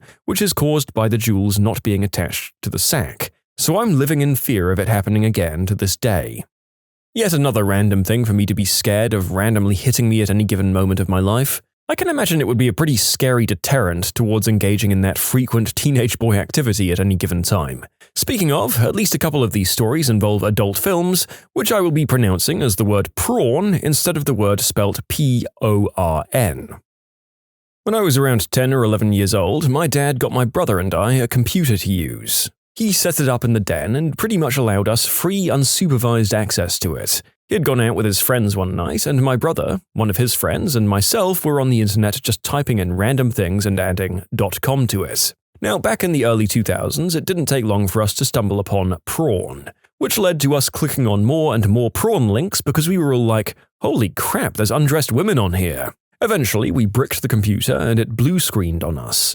Instead of turning it off and unplugging the computer and turning off the monitor, we just left it and went to bed. My dad got home and saw the blue screen, did the old Control-Alt-Delete trick to pull up Task Manager, saw that we had multiple prawns pulled up on the web browser. At this point, he makes us all come out of the den, sits us on the couch and tries to make us confess as to why the computer was blue-screened. We of course shrugged and acted like we had no clue. He then turned the monitor on and went through the internet history. We all just had to sit there while my dad clicked through some of the most heinous, debased stuff I've ever seen in my life. The whole time he was just reading out the history and then he'd say something like, "Jesus frickin' Christ, what the hell is wrong with you all?" Yeah, that computer did not last very long.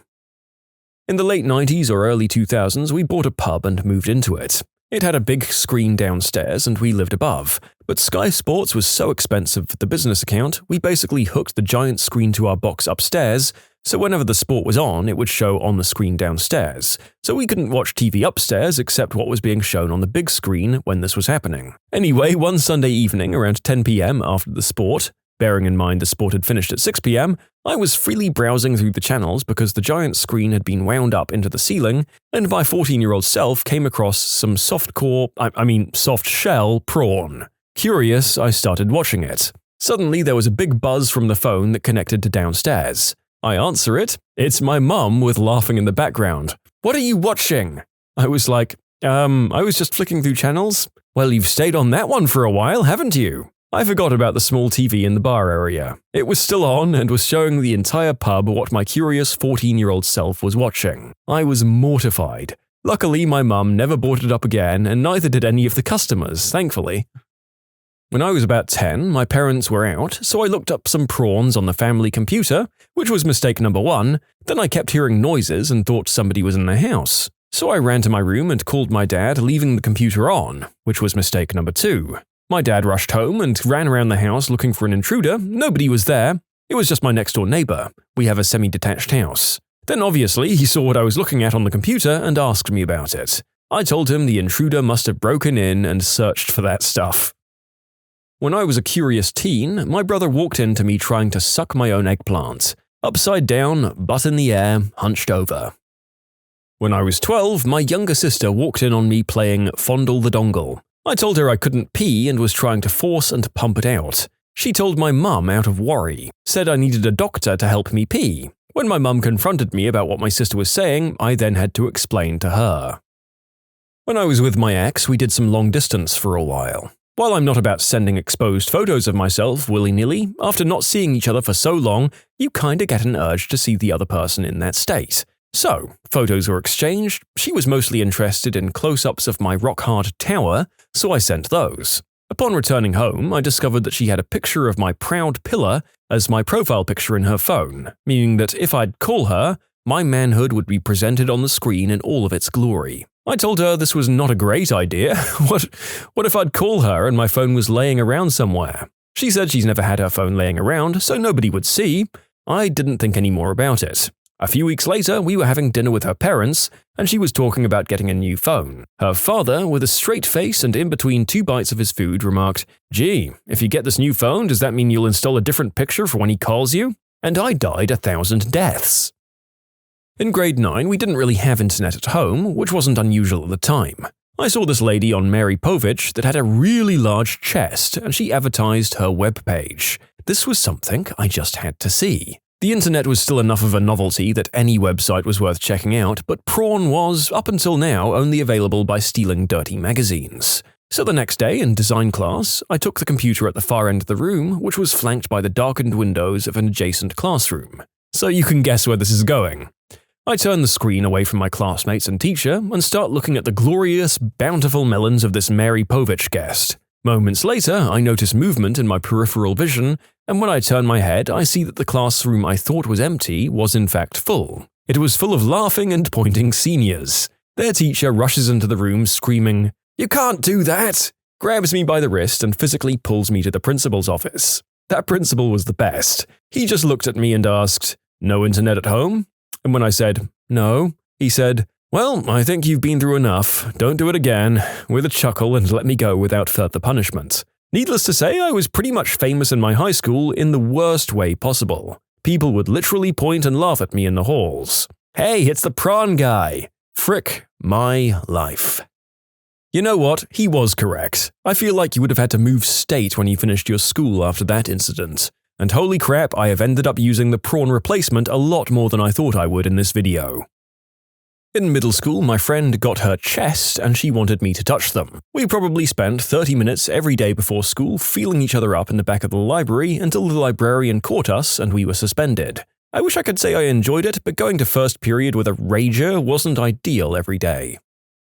My high school girlfriend and I were doing the deed in the sideways lying down cuddling position. Mum walked in to show me a new Christmas decoration. To her, it looked like we were just cuddling, but she sat on the bed inches away from me actively inside my girlfriend and proceeded to talk about the decoration for like 10 minutes. I wonder if she knew. They never cared much about that stuff, so I think she was just oblivious.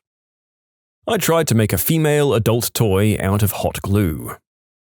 I was 18, came home very drunk from a night out, and hopped into bed with my then girlfriend. Fortunately for me, she woke up and was keen to fool around. Me being in the state I was in, I didn't have time for lubricant or aiming and went in hard and fast. The first and only push led to what I can only imagine as the equivalent of snapping your Achilles tendon, except this tendon wasn't located in my leg. It was in fact my frenulum, which you should Google. Or not. Instantly I panicked. I turned the light on and told my ex to hang on. I looked down to see that I had basically snapped my banjo string in half and essentially given myself a DIY snippy snip. There was lots of blood. I played it cool. My gut instinct was to run to the bathroom. Once I was in there, I wrapped my ding-dong up in toilet paper like Tutankhamun, emptied out the toothbrush cup holder, filled it with warm water, and stuck it in the cup to try to cool it down. Well, that hurt. By this time, I'd lost a fair amount of blood, and me being me, a hypochondriac and bad with blood, I tried to sit down on the side of the bath to not pass out. That didn't work. Long story short, I woke up to my ex-girlfriend's dad standing over me at 7 in the morning, about 3 hours later, after he had followed a trail of blood down the hallway to where he'd normally take his morning shower. There I was, lying in the bathtub, passed out, Johnson wrapped up in toilet paper, shoved inside his toothbrush cup holder in my birthday suit, covered in blood. My partner at the time fell back asleep after I'd left the bedroom that night and left her poor father to find me blackout drunk in his bathtub after trying to do the deed with his daughter. He thought I was dead. I wished I was. You can submit your own stories to be featured here on the channel. The story submission link is in the description below. And if you want to listen to some vibey music in the background, check out easymode, also linked below, and subscribe. Thought nobody was home, got a train run on me by my partner, and I was really loud. Turns out my mum was home, and she heard us doing the deed. When I was 5 or 6 years old, my mum was having a dinner party with some new friends. I'd been put to bed for the night, and I randomly got a rager. I learned that I could move it up and down if I flexed it. I thought this was so cool that I needed to share it with somebody. So I ran out to the dining room, completely undressed, and proceeded to show an entire dinner party my new trick with my favorite toy. Everyone was mortified, and I was confused why nobody else thought it was cool. My dad caught me editing the game files of The Sims to replace the female underwear textures with underwear that just made them look undressed. I looked up some reference material and edited them in Photoshop. That's a lot of effort to put into something so depraved, isn't it? I didn't even know about mods back then. I guess it's weird that I put more research into how to do this than just how to download a mod. At least this way I learned the hard way how low the female reproductive organ is. It looks pretty weird if you plop it in the same place that a Johnson would go.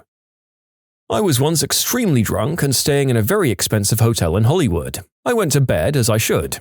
I woke up in the middle of the night and had to go tinkle. I walked through the bathroom door and closed it behind me. I then realized that wasn't the bathroom door, but rather the room door. I was locked out of my room in a fancy hotel, drunk out of my mind, wearing only my undies. I went to the elevator lobby where there was a phone, and I called the front desk and explained my situation. They said they'd send someone up.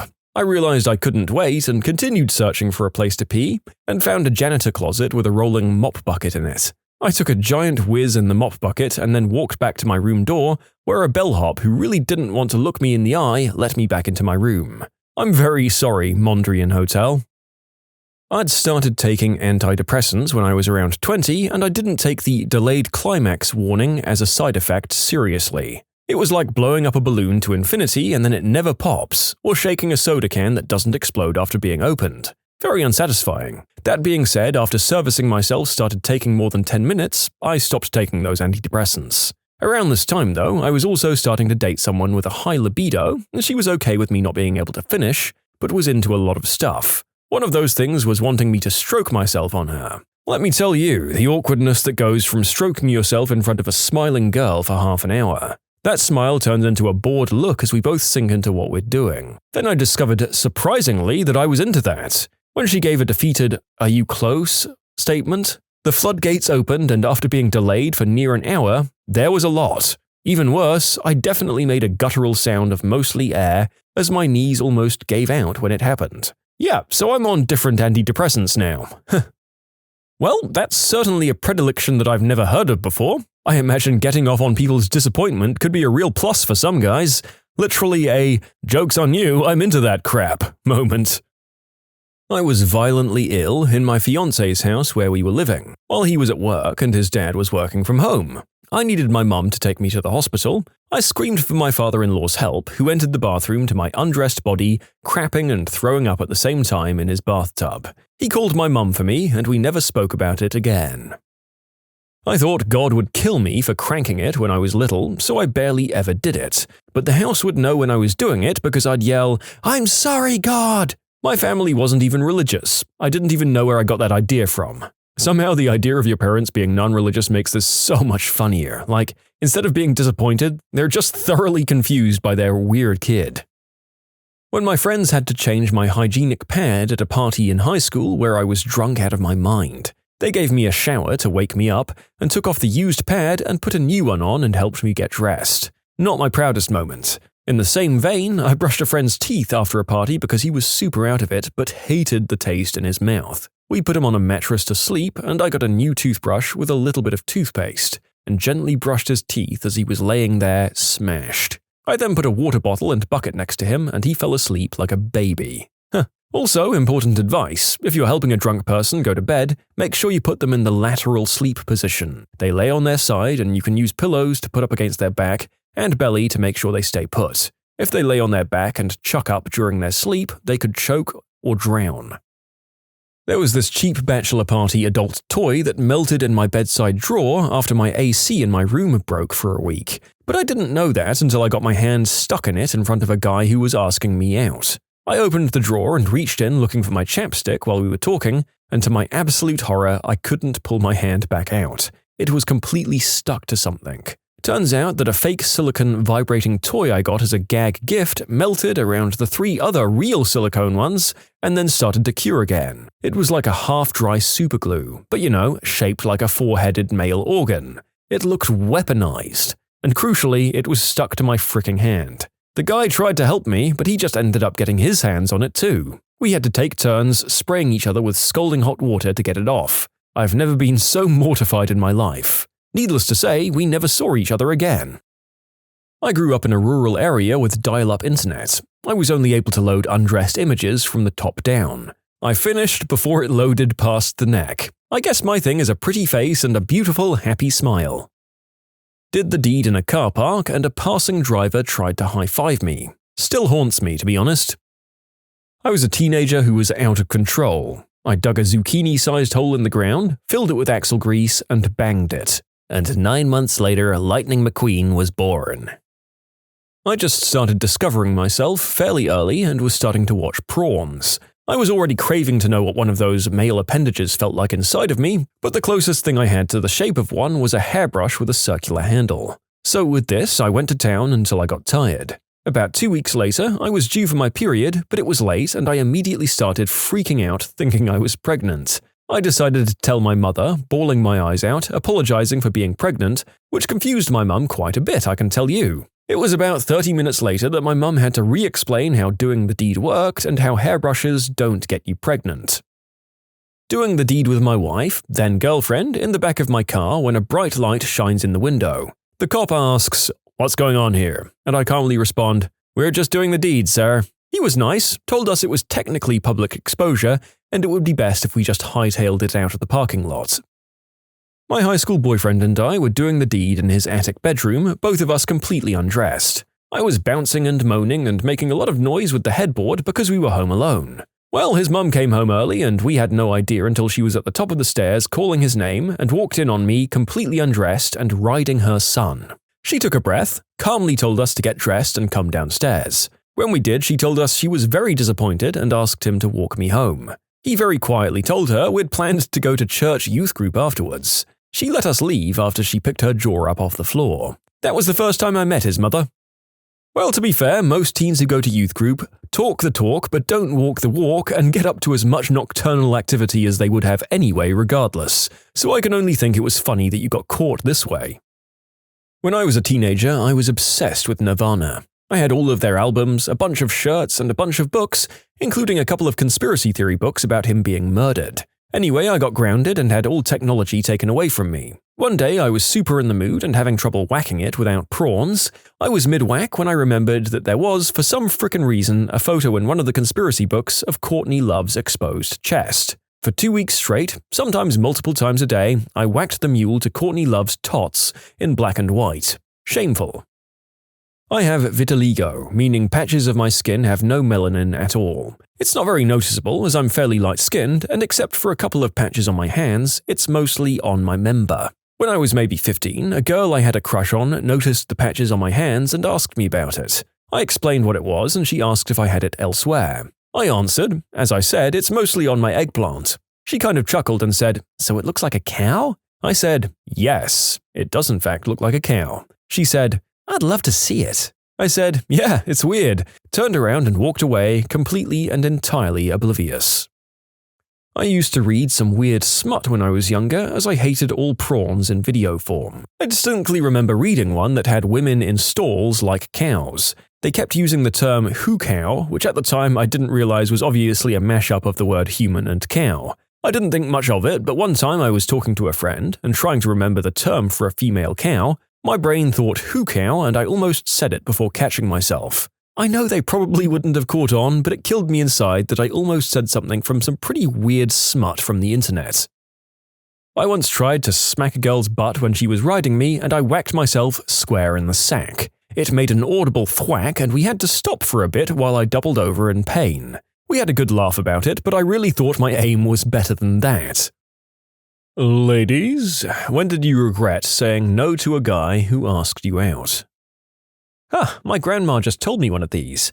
In high school, she met this guy. He was very intelligent, fairly good-looking, and greatly humorous. She really liked him, and she was very aware that he liked her as well. So one day, he finally asks her out, and she rejects him. My grandma continues to say about how he turned out so well with money and a really nice life. So naturally, I asked, "Well, why did you reject him?" And her exact words were, "Well, I couldn't date a ginger." Old people. The best part is she ended up having a red-headed son anyway. One time I said no because I was too busy with my exams. I had my head buried in my books when he asked me. The timing was just all wrong. I regret saying no. Dude, the ball's in your court at that point. What's wrong with asking him out once you're not in finals anymore? If a girl tells me she's busy but maybe sometime in the future, while giving no specific timeline, I assume that's code for "I'm not interested." If it's not code, you have to be the one to broach the subject again. I'm not going to keep pestering you. I've learned my lesson. Had a guy ask me out in high school. Really fun guy. Very nice, funny, athletic, smart, and good-looking. I turned him down because I knew he'd already done the deed with someone, and I wasn't ready to do it at the time. It wasn't about his morals. I did desperately want to date him, but I just felt like I'd never be able to make him happy, and I was embarrassed that I hadn't had that experience yet. A few years later in college, I ran into him when I was home on break. He's still the perfect guy, hasn't changed a bit. I really screwed the pooch on that one.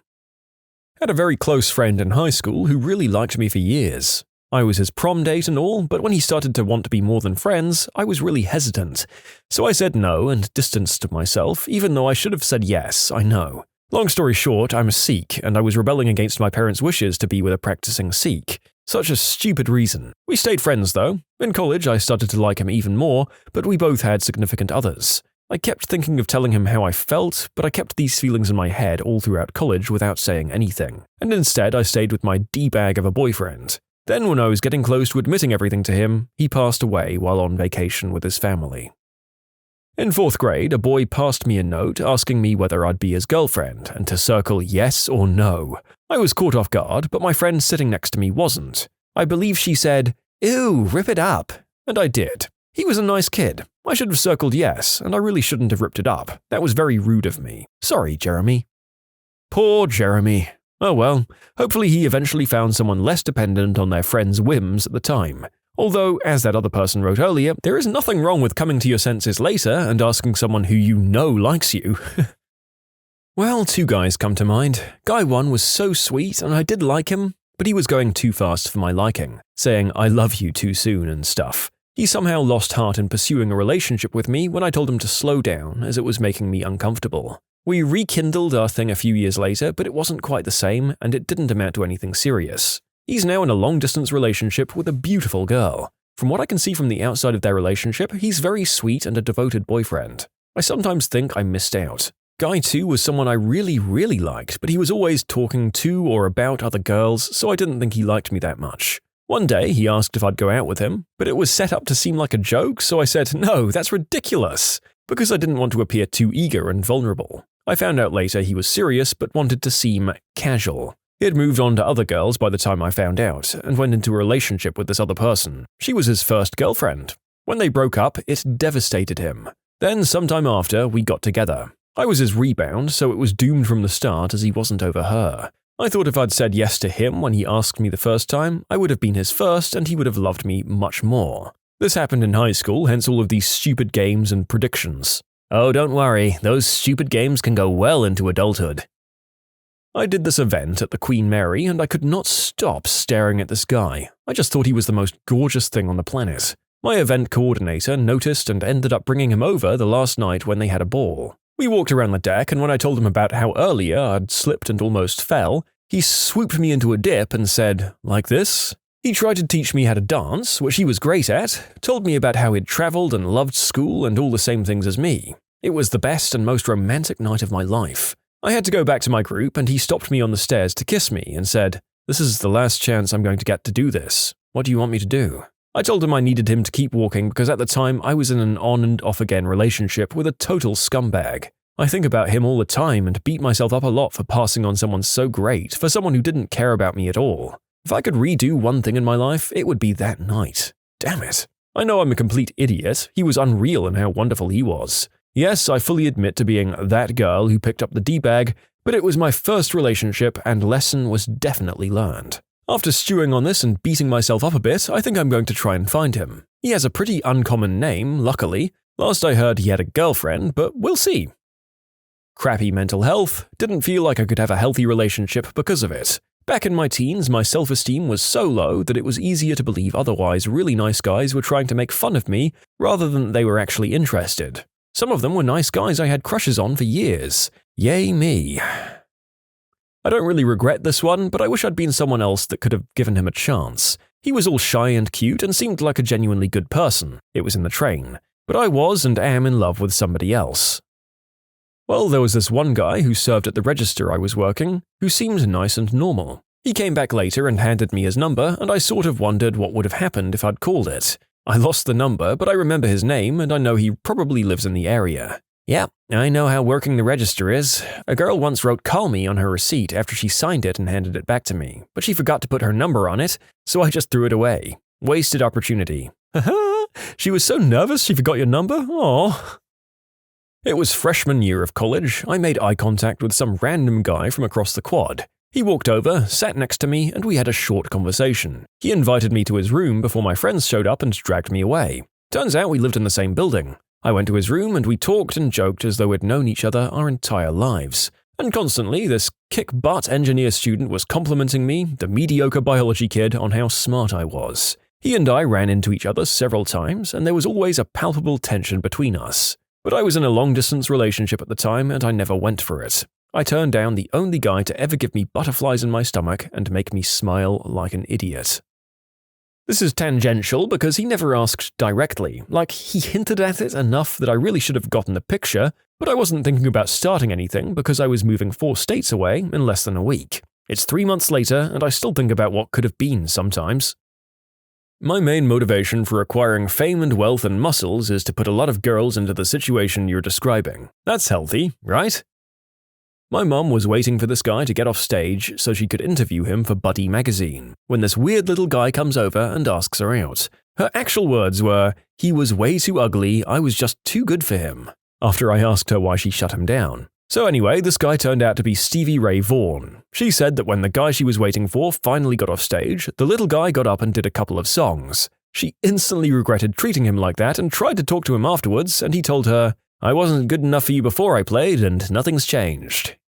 Cue me and everyone else watching jumping on our keyboards so we can Google Stevie Ray Vaughan and rate him based on attractiveness. I mean, I'd give him a solid 6 out of 10, but I wager that changes when you see him play on stage and in his element.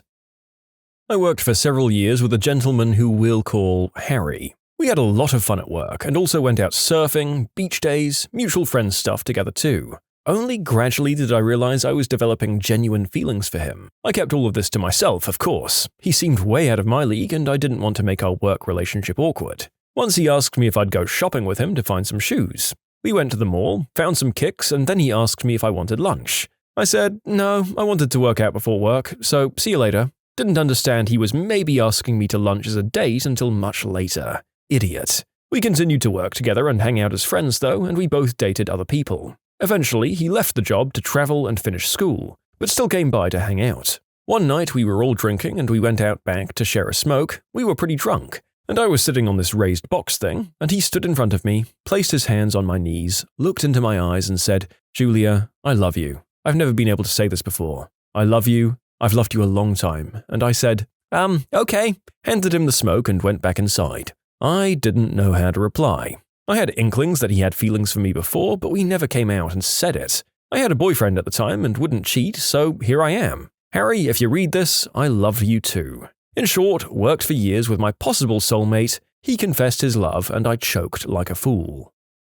Today I learned that girls will still say no to being asked out even if they like you and are available. So remember, no matter how much you think she likes you, asking her out is still just like starting a hardest difficulty game of Minesweeper on the smallest map.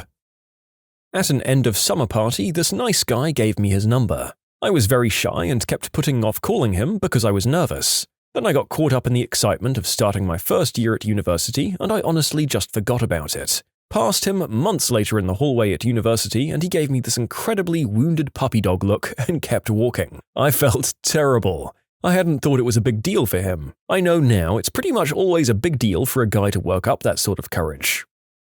You can submit your own stories to be featured here on the channel. The story submission link is in the description below. And if you want to listen to some vibey music in the background, check out easymode, also linked below, and subscribe. In high school, I had a huge crush on this one guy, but he was one of the popular guys and I wasn't. But as luck would have it, we sat beside each other in sophomore English and he must have thought I was pretty funny because he was laughing at all my jokes. Fast forward to the end of the year, he and his girlfriend broke up, and after class we held hands all the way to the bus stop. I was so frickin' shy that I bolted when he tried to kiss me. We didn't talk much afterwards, and I regret being shy. I guarantee nobody is ever happy about how shy they once were. I said no to a perfectly lovely guy who was just my type once because I was feeling a bit down and not like I could deal with a world of romance. I mentioned this to my best friend in passing one day, and it transpired that they knew each other. My best friend managed to dig me out of my shell enough to at least go out for a quick drink with him. 2 years later, I walked down the aisle towards him. We're now fulfilling a lifelong dream of mine by living in another country together and have a life full of love and adventure planned. Obviously, I'd never have known this to regret it, but it's incredible to think how different my life would be if I'd stuck with my original no. Is anyone else watching this hoping to find one about yourself? Every single person, yes. He was a skater boy. I said, "See you later, boy." In college, there was a guy who asked me out who was weird and annoying, so I said no. Next year, he came back hot as F. Turns out he spent all summer working out. I regretted it until I invited him over one night and he stole my PS3 and my Yoda backpack. I'll add that I got the backpack back. He was roommates with a friend of mine. He actually wore the backpack around the next day and everyone knew it was mine.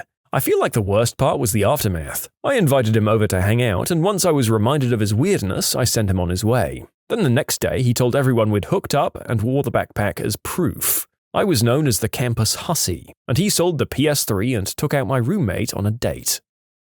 I have never said no to a guy that asked me out in a polite and respectful way.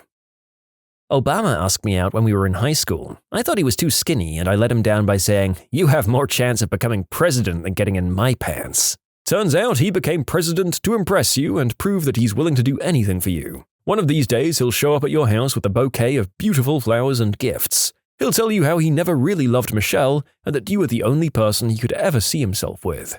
I'd imagine that, after dating for a few years, you'll go through a rough patch that will end with a kiss in the rain at a train station with a proposal. So, I'm actually the guy in this story, but once I asked a girl in chem lab out at college. Turned out she had a boyfriend, but her smile when I asked her was bigger than I've seen from girls who said yes. I, a female, used to work at a big concert arena. It was a terrible job and my personal relationship was really on the rocks, so my daily life wasn't the greatest at the time. But one night this guy came up to me and said, "I just wanted to tell you that you're the most beautiful person here. Would you maybe want to go out sometime?" Which is so freaking sweet. But I turned cherry apple red and I didn't know what to say, so I turned him down. My relationship, with a total moron, might I add, failed within days of that and I quit my job soon after. Things are great for me now, I'm with someone wonderful, but I occasionally think of that guy and how much hearing that impacted me. I hope he found someone awesome too. Remembering the people who give us these genuine compliments and how they moved us at the time can be a very good way for a quick confidence injection down the line, and actually help us in the long run more than people realize sometimes. I'm glad that it impacted you. He didn't ask me out, but we were super close. It was obvious that we both liked each other until my friends and I were playing a game where you'd have to say who you preferred to date more in the group of friends. It was my turn, and I jokingly said a different guy. Of course, he was so shocked, and it was only a few days later that I realized my dumb mistake. I was so frustrated at myself that I didn't talk to him for a long time. We talk a bit now, but he has a girlfriend. So much regret. In short, don't be afraid to tell the truth. I do realize that this was one of the dumbest mistakes I've ever made. I understand that some of you guys feel that I'm rude and stupid, and I can't argue with you there. On the other hand, I'm considering telling him, but I'm afraid that it'll spread like crappy gossip. Anyway, thanks for listening. I had a really good male friend in high school who, to put it lightly, got around a lot. We were really close. He'd tell me everything about his escapades with a variety of girls, some of whom I knew and some of whom were much older. Despite all of these conversations, I started to fall for him. Underneath his reputation was someone kind and loving to all his friends. He was the type who'd do anything for anyone. He was a great father figure to his younger siblings and was essentially the man of the house. Junior year, he revealed that he was starting to like me. He asked if I would be his date to our friend's annual New Year's party. But I was an assuming, ignorant witch and I brushed it off. I was hurt that he'd try to get in my pants.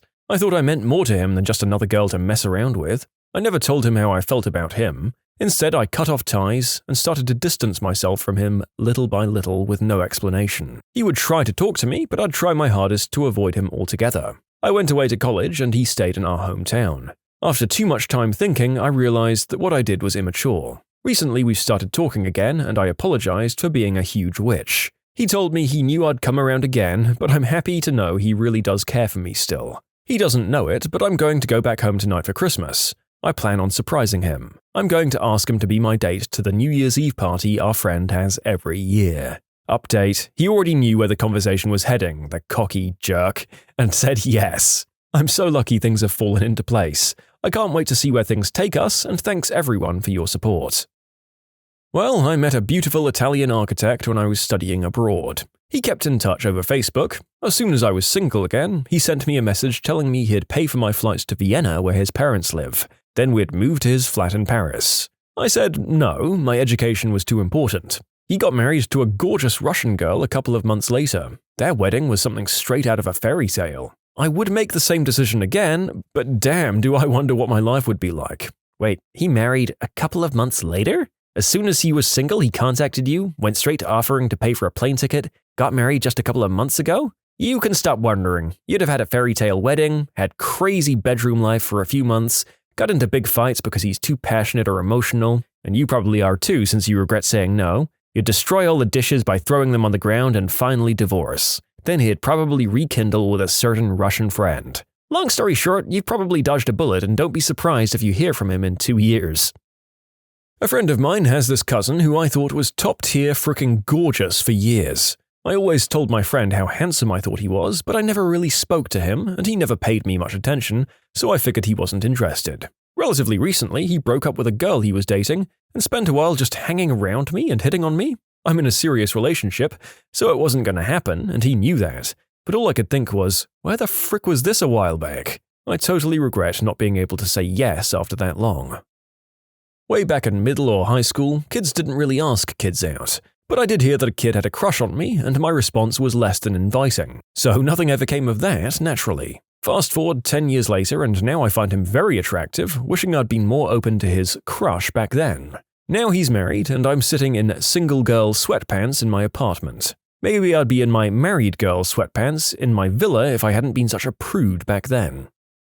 A guy asked out a girl I work with a while back. She said no, very rudely. She's very materialistic. Certainly a gold digger. That guy ended up being Luke Wilson, tight end for the Super Bowl champion Seattle Seahawks.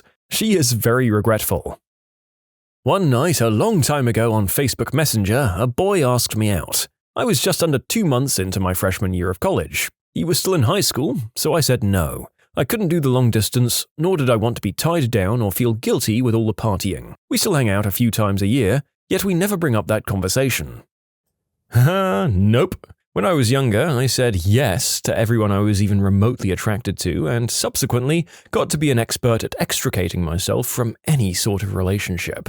Eventually, it got to be too much hassle, and I just allowed myself to be single for a good long while. Because I just didn't want to have to dump or get dumped or tell my stories to even one more new person. I did, however, have a big regret about dumping this one guy. We're actually dating again, but it's been more than 25 years since we dated the first time. So much time lost. No, I can't say I said no to anyone who asked. Did I wish I'd just grabbed that brown-eyed idiot who was in all of my classes and told them how I felt? Yes, with my whole being. I had a boyfriend and we were in the early happy stage of the relationship. I went to leave for work one day and was waiting at a bus stop when a guy crossed the street to come ask me out. I said something dumb like, "Sorry, I have a boyfriend." Soon after that, the boyfriend I had made me realize he wasn't the right person for me. I was a housekeeper back then, and people tend to give the housekeeper liquor at Christmas. I had a very nice collection going on, put about 12 bottles on top of the fridge. My boyfriend drank them all within a week. I broke up with him because I just wasn't down for alcoholism. I always wished I'd said yes to the guy at the bus stop because he'd clearly been someone interesting and kind. But years went by, I met my husband, and now I'm not interested in anyone else. What secret did you hide from your spouse that nearly wrecked your relationship?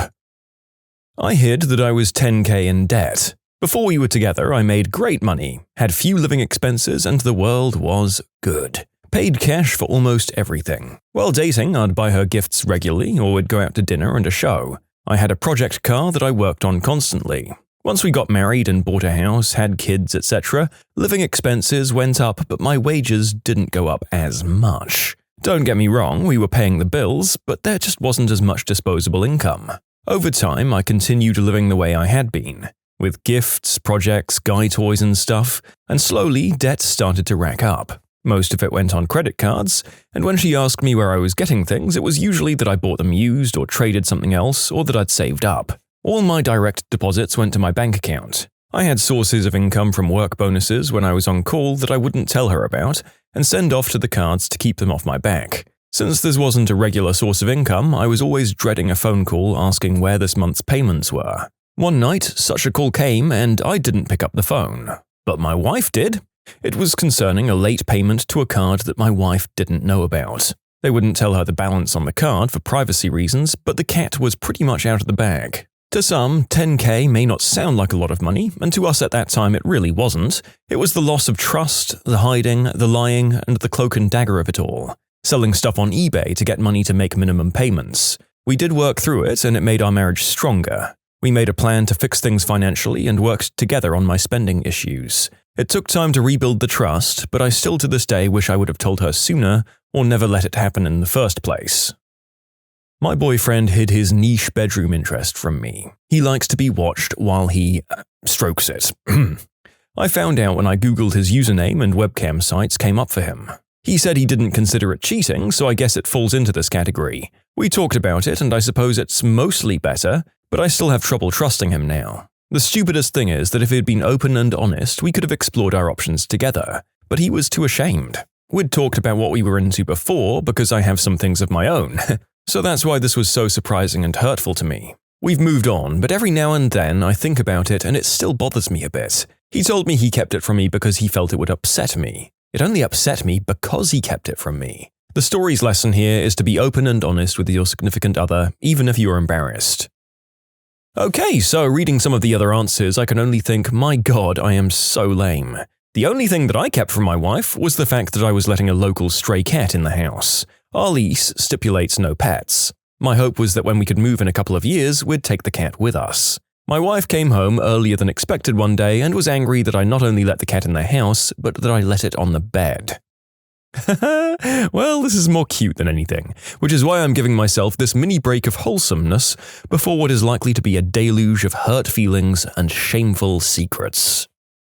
So actually, I'm the mad spouse. My husband and I split bills. One thing he takes care of is insurance on the house and car.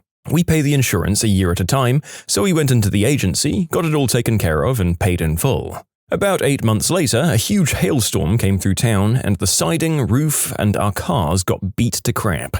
I called the insurance company, and they said they'd cancelled our policy back in January. Apparently, they'd tried to contact my husband, but he's bad at returning phone calls and opening his mail because, quote, he didn't want to deal with it. They needed some extra documentation, which was never provided, so they charged us a fee, which was never paid, and then they dropped us. So, we're personally on the tab for $9,000 in damages to our property, and it took months to find an insurance company willing to insure us since we've been without for more than 60 days. We have to pay high premiums on everything for the next year. I've never been so angry about anything in my entire life, and seriously thought about ending the marriage.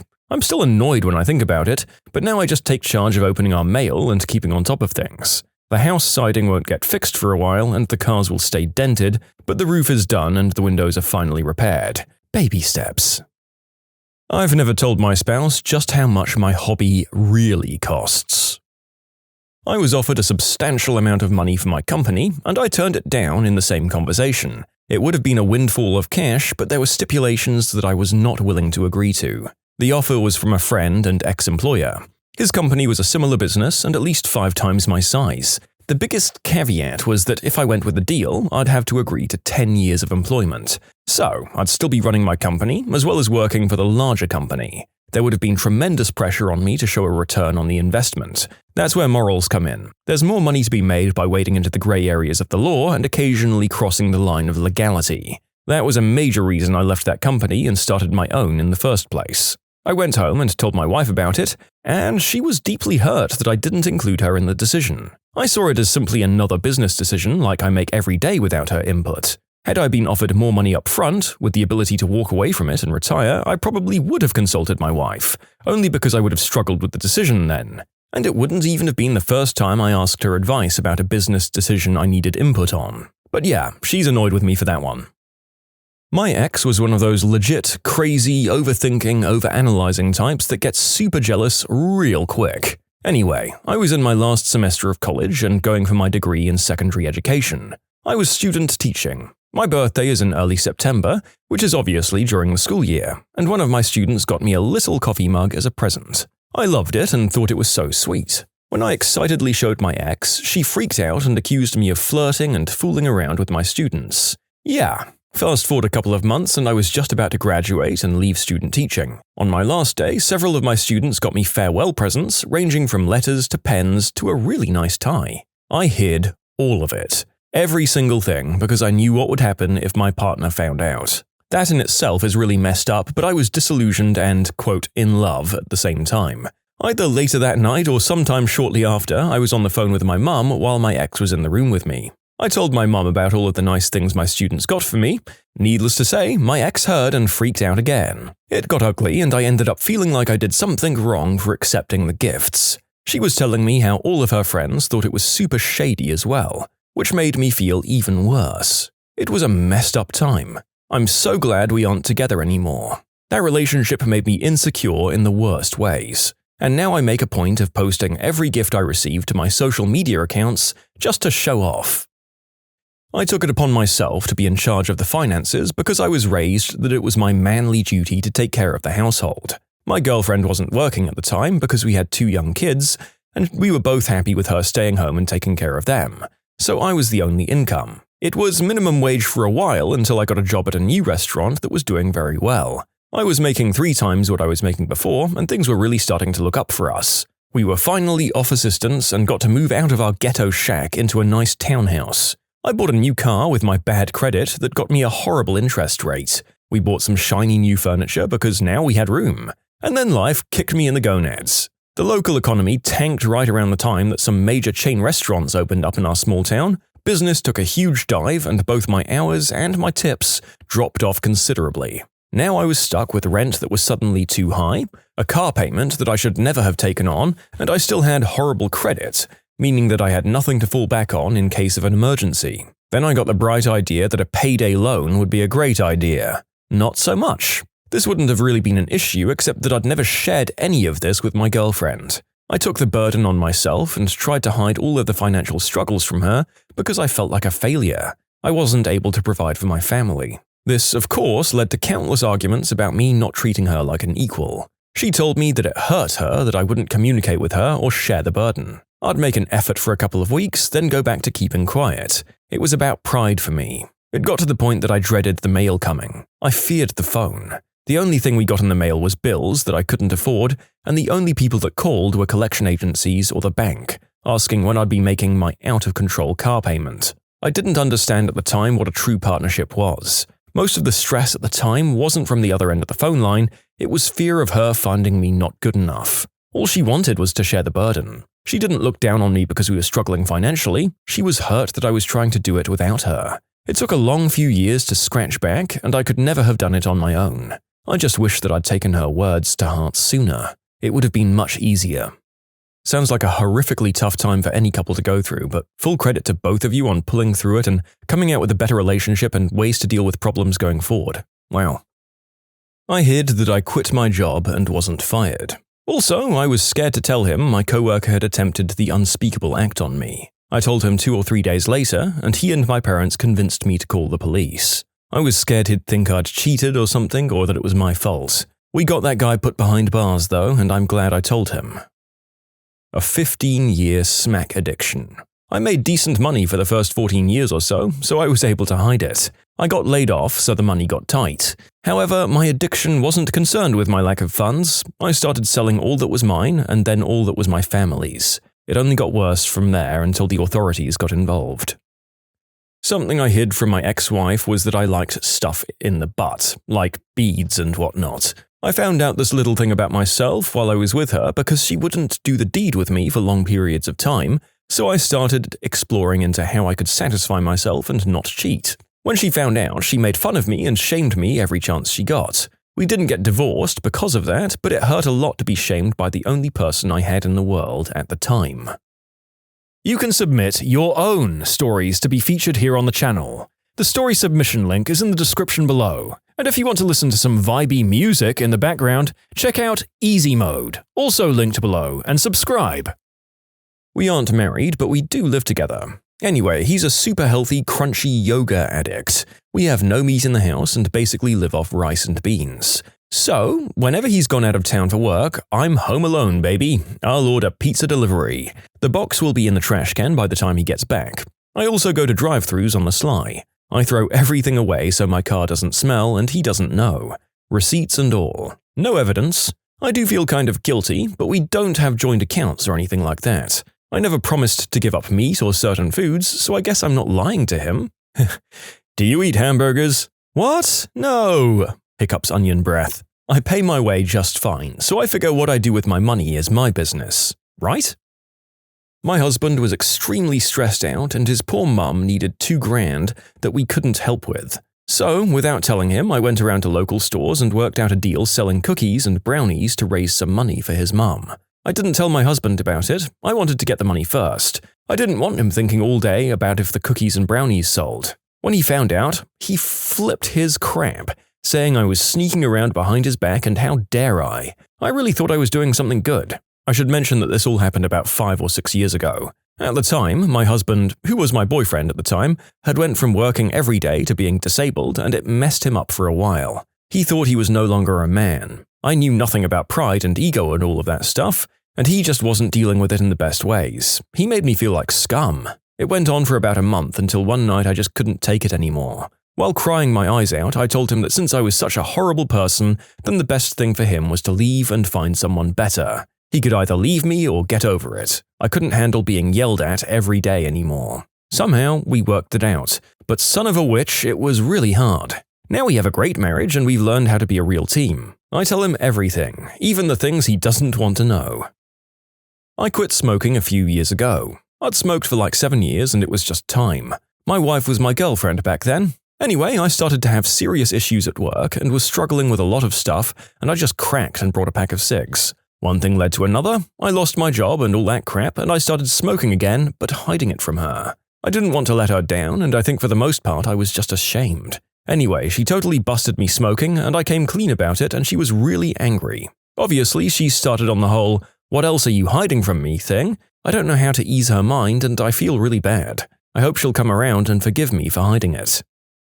I failed last semester at school. I didn't want to tell him because we had vacation planned in May that he was really looking forward to because of his stress from work. I also knew he couldn't wait for me to graduate because he wanted to move. It was such a big deal to him, and I couldn't face disappointing or upsetting him.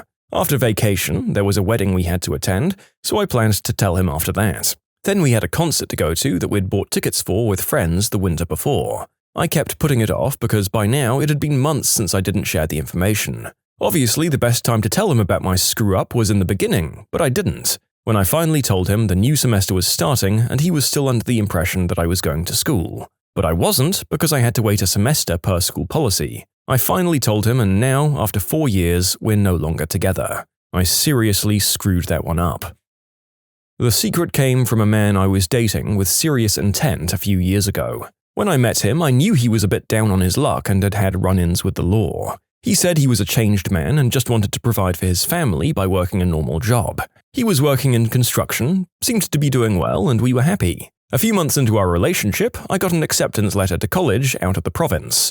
We decided to try to do the long-distance thing, and off I went. About 2 weeks after I moved away, I got a call from my brother. He told me he had been spending time with this mutual friend of mine and my boyfriend's, and he, my brother, was worried about me. Apparently, my boyfriend had just been released from jail prior to us getting together. He was basically jailed for large-scale substance and human trafficking. Also, he was still actively pimping people out and was trying to get me on the hook so he could pimp me out as well. To say I was shocked is an understatement. Needless to say, I never spoke to that boyfriend again. After over 10 years of marriage and 2 kids, I had a drastic change in religious conviction, from born-again Christian to agnostic. It took 1 full year before I told her, or anyone else in my life for that matter. I live in the Bible Belt, and being a believer was a firm part of my identity. It's been a year since I told her, and it has been tough. She's gone from considering leaving to acceptance. I've told probably 7 or 8 other people in my life. My brother is the only one in my family that actually knows, but I've been feeling it's about time to change that. I won't mind the questions or challenges, they'll be much better than my lies or omissions. So, who wrote this question? Nice try, wife. Nice try. I draw and animate cartoon smut for a living. I pretend to be a freelancer to everyone that knows me in real life. As a working voice actor, from time to time you get auditions for R-rated material coming up, and honestly, I've done a few auditions but never got the roles. And although I'd have the same policy as you when it came to generally telling my friends that I was a voiceover and not going into specifics, I don't think I'd have any trouble telling my partner. Just gotta stop your parents from finding the really smutty stuff. I got a small raise a few months back, which equated to something like an extra $70 per paycheck. I didn't tell her about it because I put it towards paying off the debt we have. If I told her, it would have been allocated to her screw-up of a brother. My partner had told me he got kicked out 3 or 4 times just for being a crap, jobless high school dropout and fighting with his parents. Turns out it was because he physically attacked his mother. I only found this out 2 years into our 3-year relationship after he started attacking me and his parents became aware. I found out from my parents who found out from his parents. It was kind of crushing. Oh, and that he still loved all of his exes and he fantasized about them. I found out about that through him talking in his sleep. Anyway, the biggest lie I kept from him was that I owned a credit card and I was about $1,500 in debt. Didn't tell him because he always took my money. My ex got really upset when he found out how much I flicked the old bean, especially after we'd done the deed. And that was a lot to deal with. It wasn't that he couldn't get me happy in the bedroom, but I'd get really into it for long after we'd done and would end up sneaking off all day just to have some more fun. We'd been together for about 2 years, so I can understand why hiding it would annoy him. I just didn't know it was a problem. I thought all women did this. I started collecting inflatables and doing the deed with them. My wife found out. We started doing the deed on the inflatables and kind of tripled our amount of bedroom time overnight. Now I sell custom inflatables as a side business, and it looks like I can quit my day job real soon. I managed to hide my Pokemon addiction from my significant other for the first 6 months of our relationship. I don't think the word Pokemon was mentioned once in all of that time.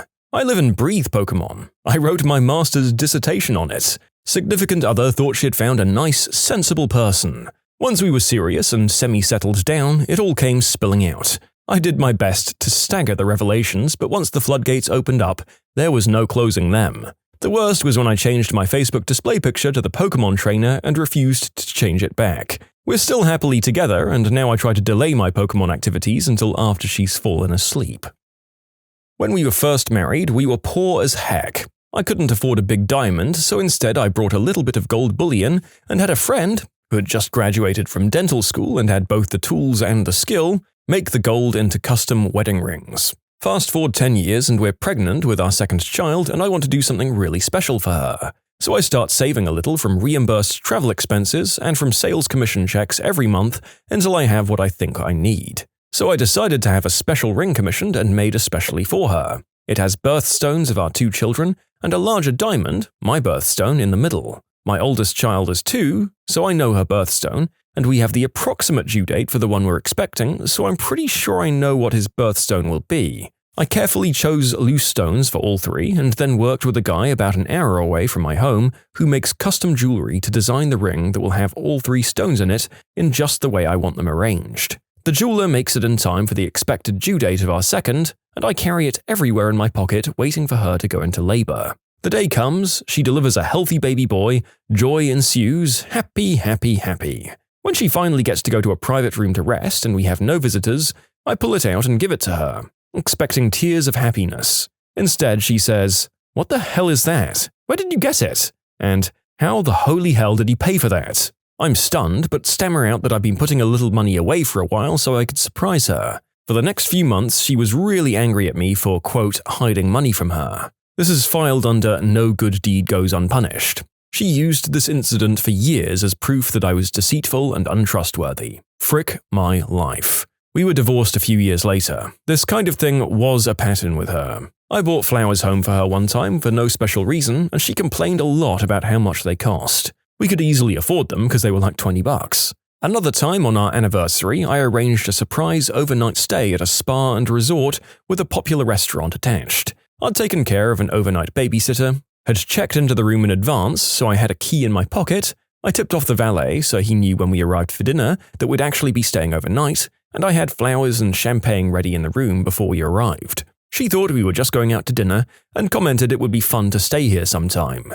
I pulled out the key and said, "How about tonight? It's all arranged." And she was furious that I'd done all of this in prep, quote, behind her back, and accused me of trying to manipulate her into being obligated to do the deed. I absolutely was unable to do anything nice or romantic for this person I was married to for 18 years. What's the craziest last will and testament that you had to deal with? I worked at an attorney office and had a little old lady give her house and belongings to a bus driver. The bus driver was nice to her and would help her. We were all waiting for all heck to break loose when her family found out. They could maybe contest it on the basis of her mental health, but when I was a witness to the signing, she seemed fine and knew the answers to the questions, so she wasn't having severe mental problems as far as we could tell. If I recall correctly from my trusts and estates class, a better way to ensure someone gets nothing, the descendant should have something to the effect of, "I leave, family member name, my love," or give them a paltry sum like $1. "To son A, I give my house, to son B, I give my boat, and to son C, I give $1. Military lawman here. Had a young client come in for a will before deployment. He put in a request to be buried in blue jeans, a Chris Jericho t-shirt, and his replica WWE championship belt. Happily, this airman didn't meet any misfortune on his deployment. My brother used to be a paralegal, and he said that a group of 3 siblings, I believe 2 brothers and a sister, almost came to blows because the inheritance didn't divide into 3 evenly. There were 2 pennies left over. Not a lawyer, but a paralegal. We had a dying client in the hospital change her will by recording it on a smartphone. It set a precedent and made the local paper. The lawyer in question has the page from the newspaper framed in his office. When I was doing my upper year contracts course in uni, we covered a case where a farmer had gotten stuck under his tractor. He thought no one would find him in time, so he carved, "I leave it all to my wife," and it was deemed a legal last will and testament by the courts. I would imagine the phone recording would be the same. I'm not a lawyer, but I had an experience with this years ago. Rich uncle of mine, real crazy, and not in the good way. He'd come to visit us when we were kids, maybe once every 10 years. Last time he did, he brought us to a Denny's. He met my brother in an airport, was there for an hour before he got on another plane, and went home. When he died, he had no friends. He'd driven his wife to basically drink herself to death a few years prior. He left his entire estate to an Elvis impersonator. Everything. Two sons of a really wealthy couple go to the family lawyer to have the will read. The lawyer is super nervous. He's known them both since they were kids. One son gets the entire inheritance and the other gets nothing. The explanation was that it should be passed through to the blood relative only. So that was the day the one son found out he was adopted. What garbage adoptive parents. I mean, why adopt a kid if you aren't going to treat them as your own? Although you could argue that maybe he at least got a good upbringing that way, the fact that they could be so callous about how he found out about it is pretty awful. I work for a lawyer who does wills. We've had a lady put in her will that one of her adult sons was not to receive his share until he visited a dentist, and the other son lost £70. Another lady put in her will that she wanted her cats cremated with her when she died. I told her that's not going to happen. Human remains and animals, dead or alive, do not get cremated at the same time. So she settled on being cremated separately and joined together, then buried together. Typically, wills are about 10 pages, for the average person. We had a lady who had a 56-page will. She detailed everything from her house to people. The wooden ladle goes to Agnes. The toilet paper holder goes to Tim. Magazine basket to John Paul II. For every single item in this lady's house. We had a man put in his will that his family was to go to the zoo immediately after his burial. That day. We thought that one was more heartwarming. We had a lady that told us to put in her will that she wanted to be buried on her property next to her husband. She lived on a small rural property. Totally illegal to have human remains buried there. Refused to tell us whether her husband was cremated or not and dictated that she did not want to be cremated. Her husband had died 5 or 6 years prior, so it's not as though it was 50 years where things like that might have been a little overlooked. We work with many people from a certain religion. A lot of people we do wills for leave at least 90% of their estates to the church instead of their families.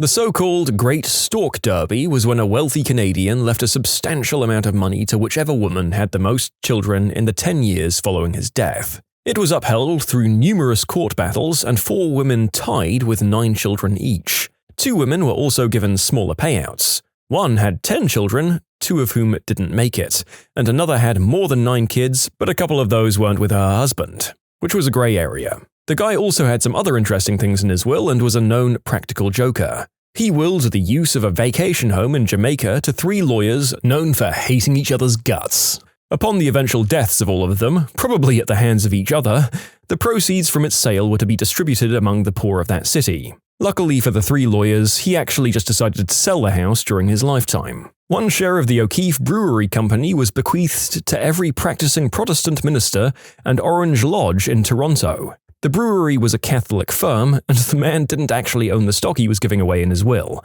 which ultimately made this clause moot. Would ministers who raged against demon rum pocket their principles long enough to make a grab for the stock? Would Orangemen take anything from the hated Catholics? Sadly, we never found out.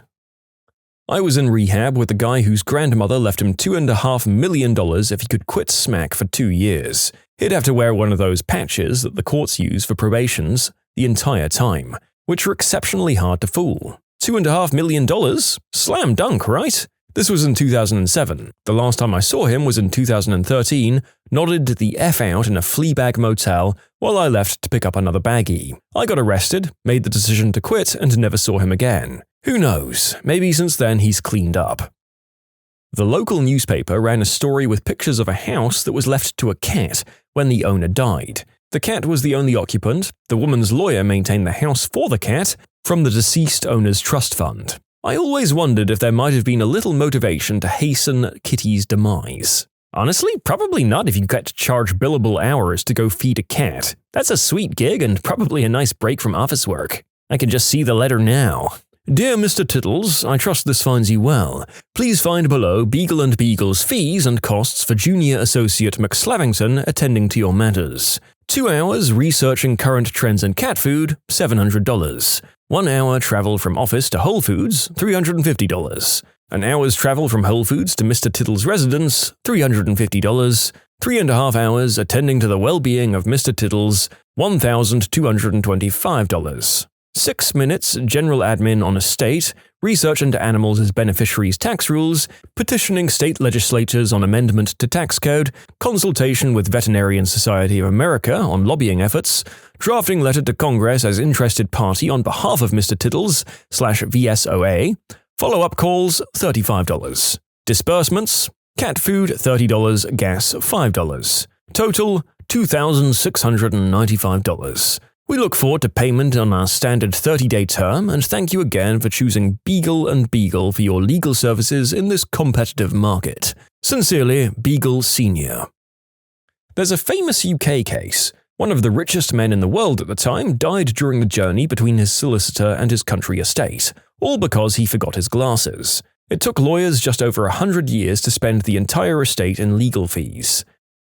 My dad is a lawyer, and a friend of my grandpa, who was in his 80s and had end-stage cancer, made his will. He was a big fan of weapons and wanted to give them to my dad, who's a fan as well. He left my dad 2 shotties, a Glock, and a revolver. My dad told him it would be better to write it in the will because my country's law says you can only own 5 weapons at a time. My dad already had 4 at the time, so he'd have to give some up, but if you inherit them, it doesn't add to the limit. So, they made a testament and he gave him the weapons except for the revolver, because apparently it was his favorite and he didn't want to give it away yet. My dad instantly knew why, but didn't say anything. 2 weeks later, the guy decided he didn't want to live through long, cancer-ridden deterioration and used the revolver to speed things along. My dad still hasn't gotten the weapon because the police still have it. He never told my grandpa that he knew he didn't want to take this guy's chance of finishing on his own terms instead of waiting for the cancer to win. I was witness to one where a lady wanted to make sure her daughter divorced her husband when she had no intentions of doing so. She'd have to do it if she wanted her part of the estate. Thankfully, that's not legally enforceable, so nothing came of it. My great-grandmother did this, left everything to her daughters and granddaughters. The will stated explicitly that they were to use the money to get a divorce. My mom was like, "I don't want a divorce?" And the lawyer was like, "Yeah, we can't enforce that. Here's your money." So my mom and my dad spent the money updating their house. There are very valid reasons why parents or onlookers might want someone they know to end a toxic marriage, but yeah, it turns out you can't force someone who doesn't make moves to leave it themselves. You can lay out your concerns, keep an eye on things, but legally, turns out there's not all that much you can do despite that. I mean, it's not that crazy, it's depressingly predictable. Rich old aunt, the only one in her huge family with any money, having been a doctor on the Upper East Side of Manhattan, she set up a living trust to take care of her poor relations in the Philippines, to continue as a death trust whenever she died. Her favorite niece was in control of the trust, and of course the niece was responsible and even-handed, and never embezzled any of the money to set herself up as a newspaper publisher and concert producer and media mogul with expensive new cars and lots of first-class Pan-Pacific travel. Nope, not that lady. Of course the trustee did all of that.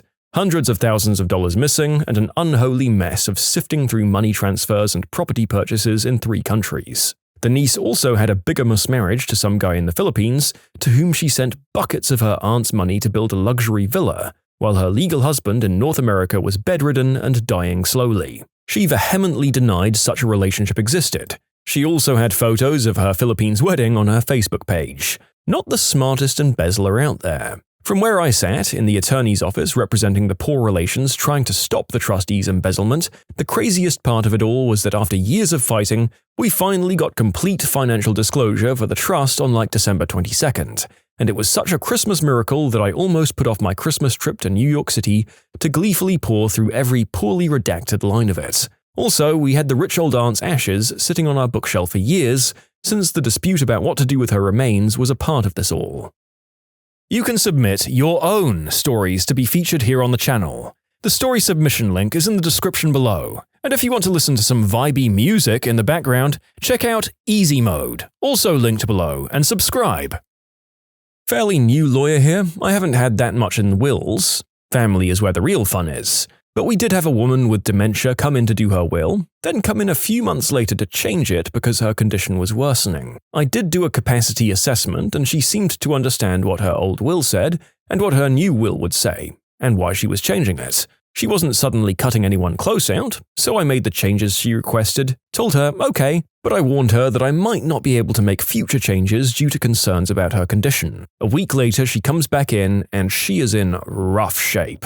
She remembers me, but her eyes are watering, she has trouble explaining what's going on. I realize she's not even trying to change her will, she's just sort of here because she's scared about the changes in her head. So I get in touch with the person supposed to be caring of her. I talk over her will one more time, and I tell her she's done everything right, her will is safe, her family knows where it is, a few other things. When I said goodbye, I told her I hoped to see her again, and she smiled and said she didn't think we would. I teared up a little then. We'd laughed and chatted through her original will, discussed the best way to do things. Seeing this formerly confident and witty woman, still keeping it together but obviously so concerned, and knowing it was a one-way downward path, it just sucked. I don't know how she's doing now. I have a grandpa who set up his will to divide his estate between his and his wife's families. He remarried. Pretty normal so far, right? The stupid part is that rather than splitting his half between the 3 children, he did per capita to be distributed after his wife passed. So we currently have a 9-way split and likely to do 10 to 15 ways before it's actually settled.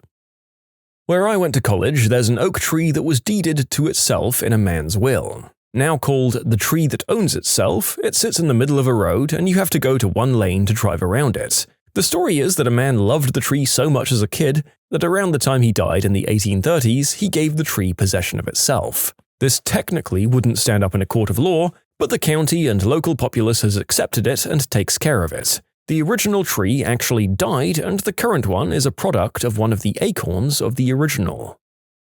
Estate lawyer here. I could tell so many stories. Sisters fighting over deceased brother's dining room table, ending in an accusation that one had murdered her own husband. True believers who were convinced the rapture was imminent and only saw the value of completing their estate plan when I explained the mess those of us left behind would have to deal with, including their stuff. A guy who got married days before his death to a longtime girlfriend. It's a long story.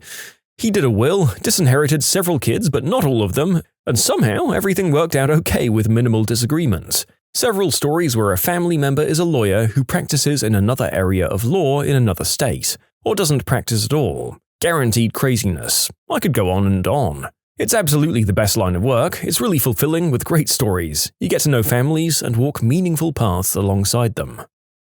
Not a lawyer, but when my dad was growing up, there was this little old lady across the street without any family. She was from Finland, and her husband died during World War II. She immigrated to the States and had nobody. So my grandparents would knock on her door to chat, take her grocery shopping, stuff like that. They made my dad and brother help out around the house and yard. She loved my dad and uncle, treated them like her own kids, with cookies and treats and presents. When my dad was in Vietnam, she'd record him voice messages on tapes and send them to him with letters, telling him what life was like in the neighborhood and how she'd hoped he'd be home safe soon, and that she prayed for him, stuff like that. When he came home, he'd stop by to chat and help out around the house, bring her macaroons, and just sit and talk for a while. One day, old Mrs. Lingard died, and a lawyer called my grandparents. She'd left them a sizable amount of cash and stock, and her paid-off house to my dad and his brother. My family had thought she was penniless. Never underestimate how much little, simple things can mean to people. You just might be one of the best things in their life.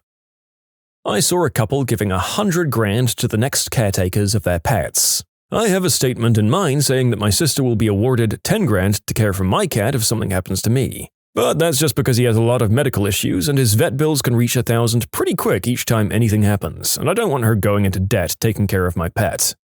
I know that I should have a more real-life-based commentary, but all of these posts about people leaving stuff to their animals are just making me think of the Aristocats and how ridiculous that wealthy old lady was for leaving all her money to her cats. Her aging butler seemed relatively nice until he learned he was getting screwed, and might have been happy to look after them as a condition of the will if she left him something as well. Sorry, I'll quit focusing on cartoons from the 90s and get back to the task at hand. This family didn't realize I had nothing to do with the will. One kept telling me to tell the deceased they were unhappy with their decisions. The deceased's ex-husband demanded that I tell the deceased she was a goddamn working girl. and the remaining son thanked me personally for gifting them the house. This large French farmer's family had been fighting each other for 15 years over their parents' estate. Everything and anything had been a weapon in this all-out war. Debts, spoils, barns, plots, cows, wills, whatever. Defeats followed victories, failures followed compromises, but progress was being made, and at some point the killing zone turned to a standstill. Everything was agreed as long as nobody talked antics, jewelry, furniture, kitchenware, photographs, laundry, or tools. A long, protracted peace ensued, any goodwill tentative harshly discouraged before even being aired. Time went on with no issue in sight. Then someone suggested they just drag all the stuff into the farm's courtyard, pour petrol on it, and set it all afire. Everyone agreed.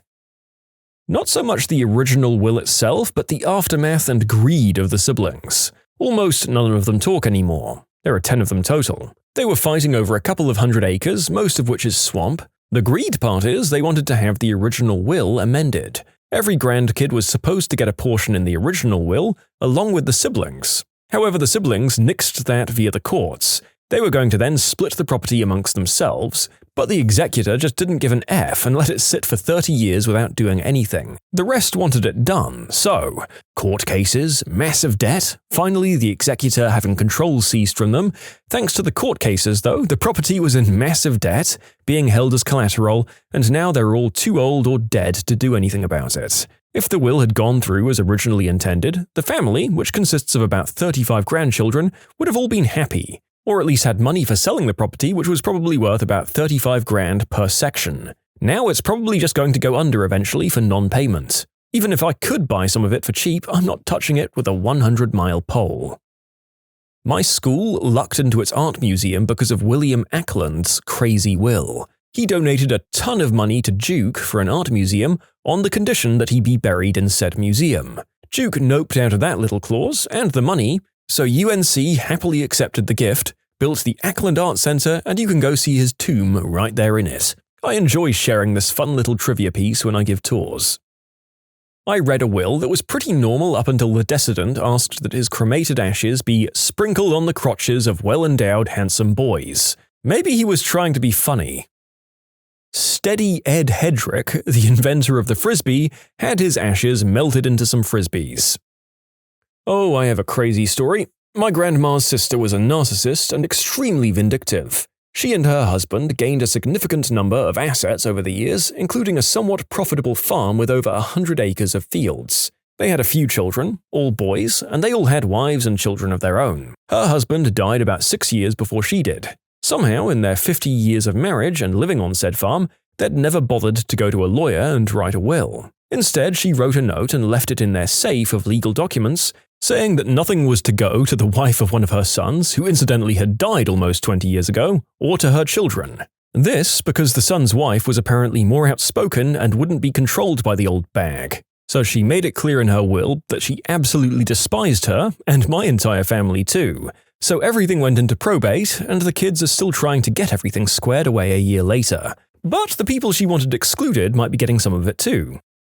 The Huguette Clark story is utterly fascinating to me. She died in 2011 at age 104. She was a wealthy recluse, a daughter of a copper baron, who hadn't seen any family since her mother had passed away. In 1963, she lived the last 20 years of her life in a hospital in Manhattan, having contact with only a handful of people, and she rarely had face-to-face interactions. Of her $300 million fortune, she gave most to charity, including her palatial estates, $30 million to her longtime nurse, $1 million to the hospital, money to the caretakers of said palatial estates, her accountant and lawyer, and nothing to her relatives. Except all of that was written in her second will, which was written 6 weeks after the first. 2 years of litigation from relatives who'd never met her later, and many of her charitable donations and bequeathments to those close to her were removed or greatly reduced. Of course, the lawyers of the relatives ensured that a large part of the settlement money went to themselves.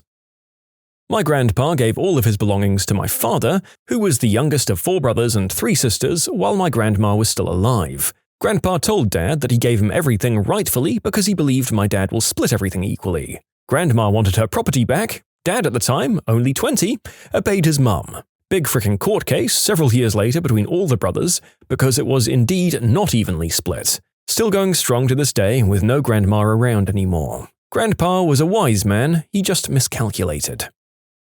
I'm not a lawyer, but I have a sad story that fits here. My great-grandmother and grandfather had a will that would give their 6 kids a fair share when they both were dead. But my grandfather passed, and the oldest of the kids, the jerk, took it to court to get his part even if the will said that they'd get their share when both were dead. This made my great-grandmother lose everything. She didn't get to handle the sorrow of losing her husband, whom she'd been married to for 68 years. Instead, she had to go to court many times, and then she lost the house they'd built and almost everything she owned. We helped her get an apartment and tried to keep her happy. She deteriorated quickly after those months. I hate how someone can let greed come between families.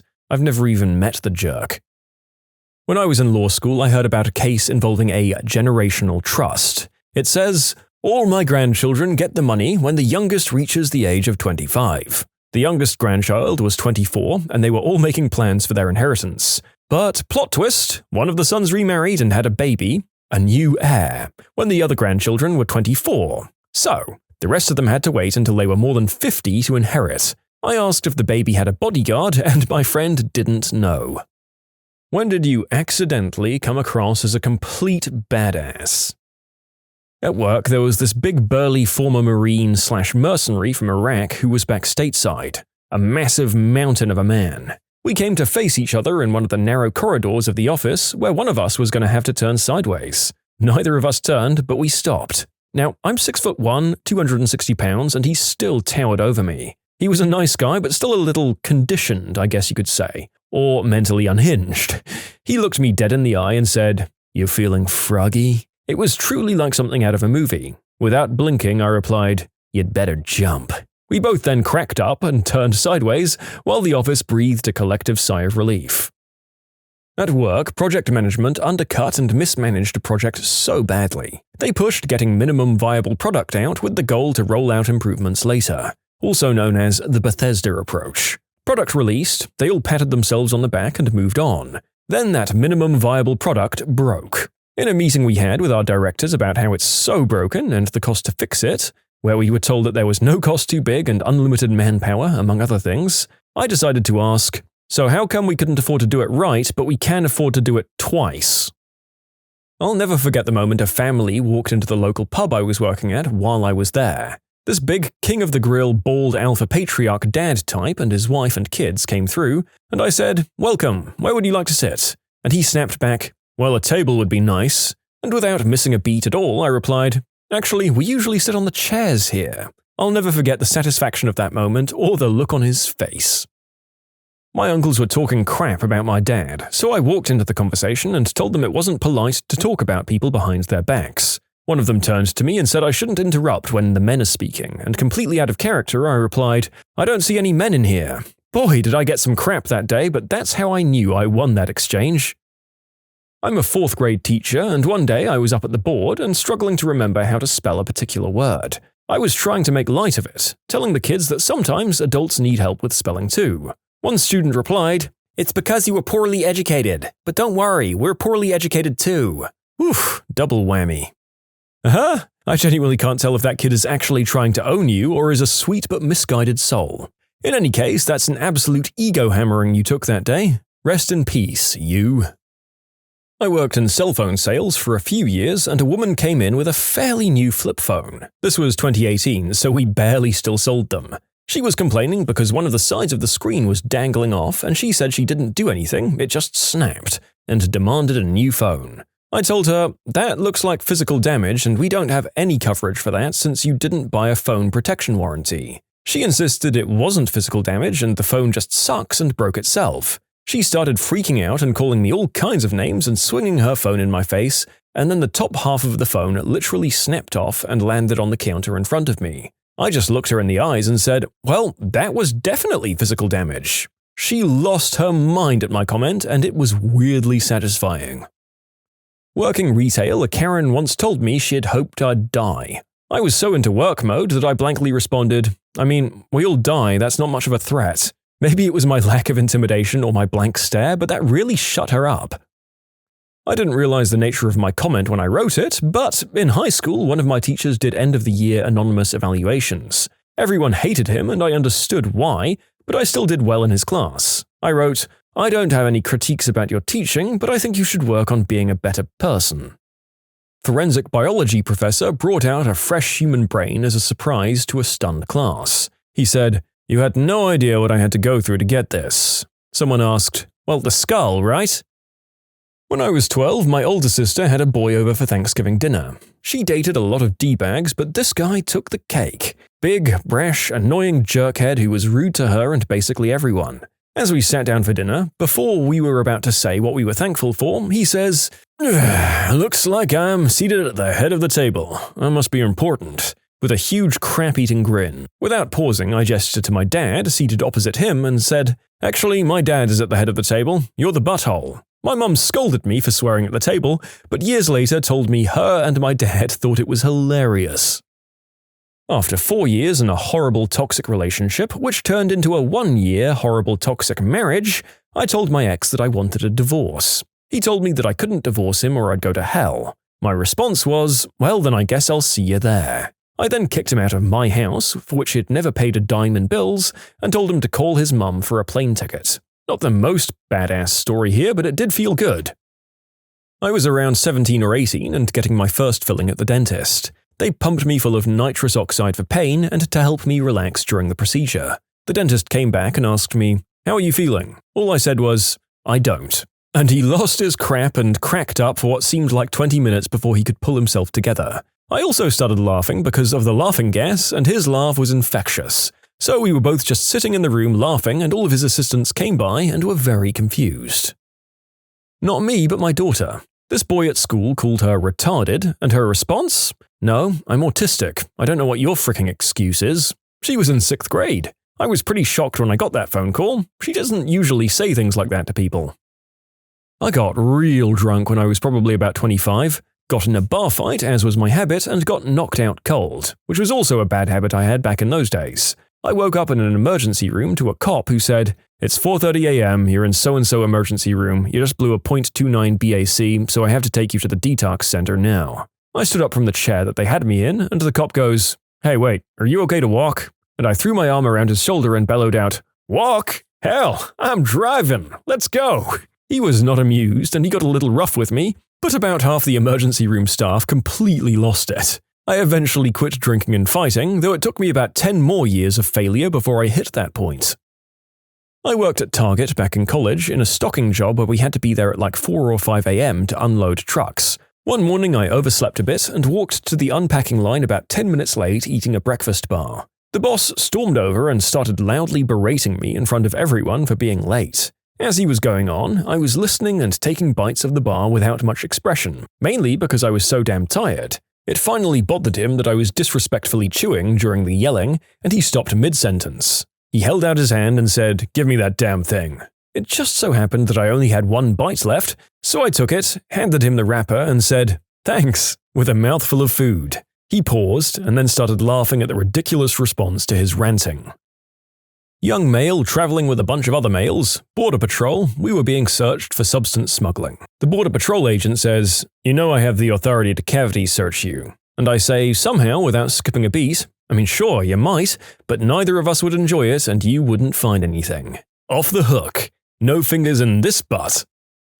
A couple of months ago, my now ex-friend was telling me all the things that were wrong with me, and she finished it with, "And at least I don't have to wear makeup to look pretty." I was so fed up with her crap, so I responded, "Well, at least I'm capable of looking pretty." She was speechless, and I felt like such a badass because this was the first time I ever stood up to her.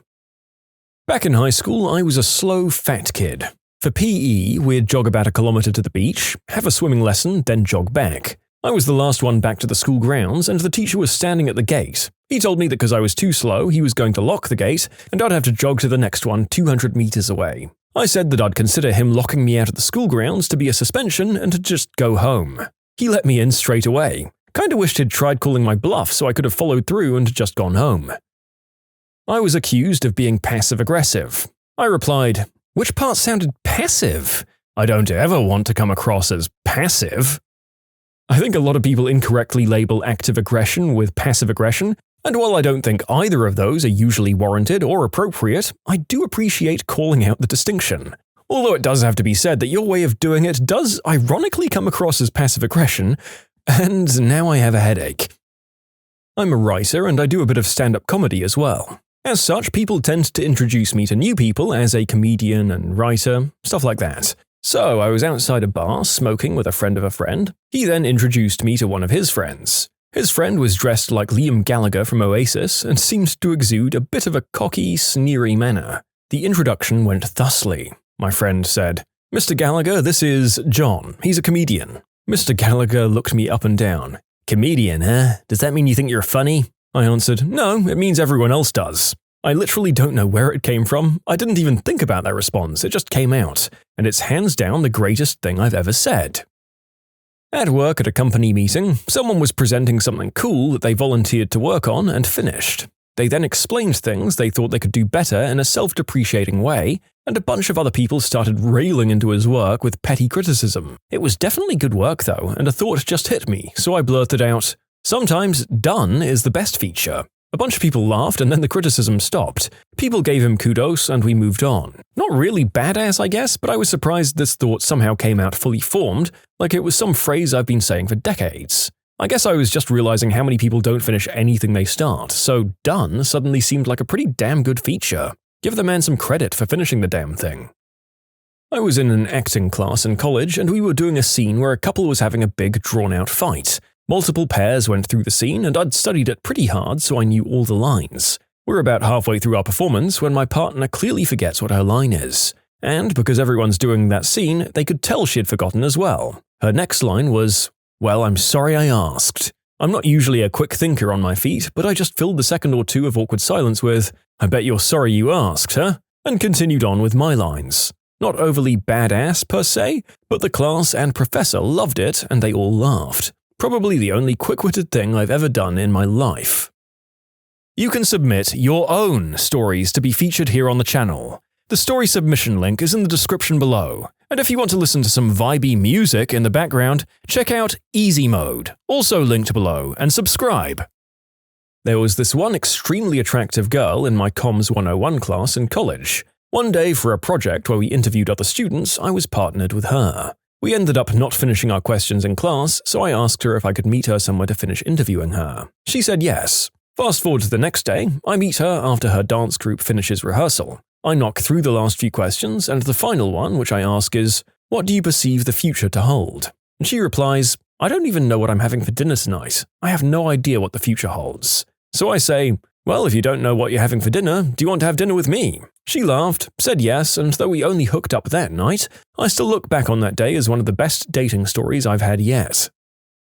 I work at a bookstore and a customer asked me, "How often do the periodicals come out?" I deadpanned, "Periodically," and he asked to speak to my manager. Worth it. I used to work in a bookstore. Sarcastic answers to dumb questions were the best. The worst was a customer who asked, "Where is your non-fiction section?" "Oh, what topic are you looking for? We have lots of non-fiction." "Just your regular non-fiction. Biographies, history, computers, gardening? Just regular non-fiction." "Okay.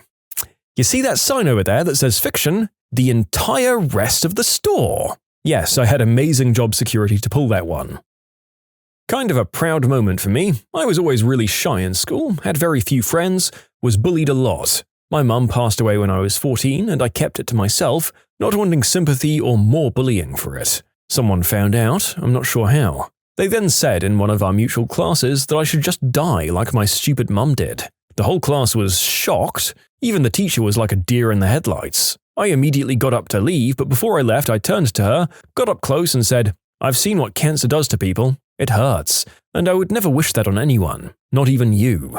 And I turned and walked out. A lot of people gave me some respect for the fact that I stood up for myself, although people then knew my mum had died, which wasn't great. I ended up leaving school a few months later anyways, but I was glad that I stood up for myself.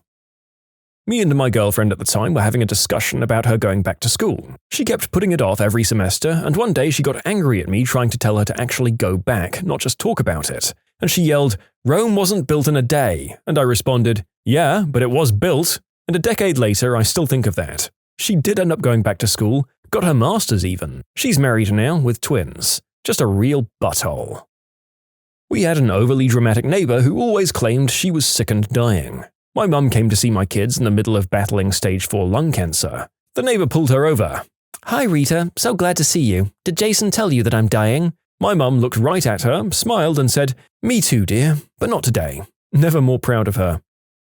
At a party a few years back, someone stole my friend's purse. Her boyfriend found the guys who took it and got it back for her. But he was still in an angry, drunken rage and was continuing to escalate the situation when he was well outnumbered. My friend finds me and says, "Look, I'm afraid he's about to get into a fight. I need your help. Please stop him." I stood up and told her, "I can't promise you I can stop him from fighting, but I can promise you I won't let him lose," before walking off to find him. Ultimately, no fight actually broke out, and I didn't realize that I'd basically said a cheesy one-liner until well after the fact when my friend told me how intense that line was. I didn't mean for it to sound so dramatic, I just wanted to let her know that I wouldn't let him get his butt kicked. I didn't mean to make it sound like I was about to demolish 3 guys by myself like I'm some sort of action hero. I think this would have been even funnier if you'd gone and got destroyed by the 3 guys. From your friends' perspectives, all of this confident bravado, a completely badass line followed by the beatdown of a century complete with crying and pant-wetting. Classic comedy. Glad it didn't come to that, though. Well, I don't know about badass, but years ago I worked at Hard Rock Cafe, and we often had pre-shift server meetings outdoors on a patio. And while my boss was droning on about us selling more overpriced plastic cups, I was staring off at the spinning globe on top of the building that said, "Save the planet" on it. I interrupted my boss by blurting out, "If Hard Rock is trying to save the planet, why do we waste so much on paper?" Which was really directed at my managers, who had a hard-on for printing out stupid memos. They somehow didn't realize it was about them specifically and passed the comment up the food chain, which ended up resulting in the entire company changing the payroll system to paperless globally. As a reward, I was given a pin shaped like a light bulb that said "Bright Idea" on it. Thanks, I guess. A guy pushed my 5-year-old daughter at the fish store and she started crying. I said, "Go wait with mummy, daddy might be going to jail again." When he heard me say that, he ran out of the store. I've never been to jail before. This one had a little setup, but I think it's funny enough to share. At a family vacation, my grandmother was giving me grief for not remembering her birthday. I've never been good with birthdays. After telling me it was the password to her iPhone, she'd wanted me to take a picture with it, which is why I needed the password. While she was distracted, I opened up the settings, changed her password to my birthday, and then set her phone down. 15 minutes later, she's trying to get into her phone and it's not working. Suspecting mischief, she grumpily asks me if I've changed the password to her phone in front of our entire family. I admit that I did. "Well, what is it?" she asked impatiently. "It's my birthday's." She sat there in stunned silence for 15 minutes, not being able to remember my birthday, before our family exploded laughing. It was a good time. A friend of mine was giving me crap while we were all bowling. Off the cuff, I yelled at him, "You're adopted. Your parents don't even like you." He laughed because, friends.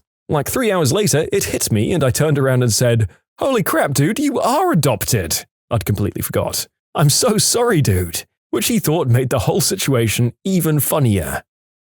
I actually said nothing. I was on my motorcycle in traffic on a wet overpass with short Jersey walls. Guy behind me was driving a bit too fast and slammed on his brakes, sliding into me, but no damage, as he was going slow enough to touch and push me about 5 feet before finally coming to a stop.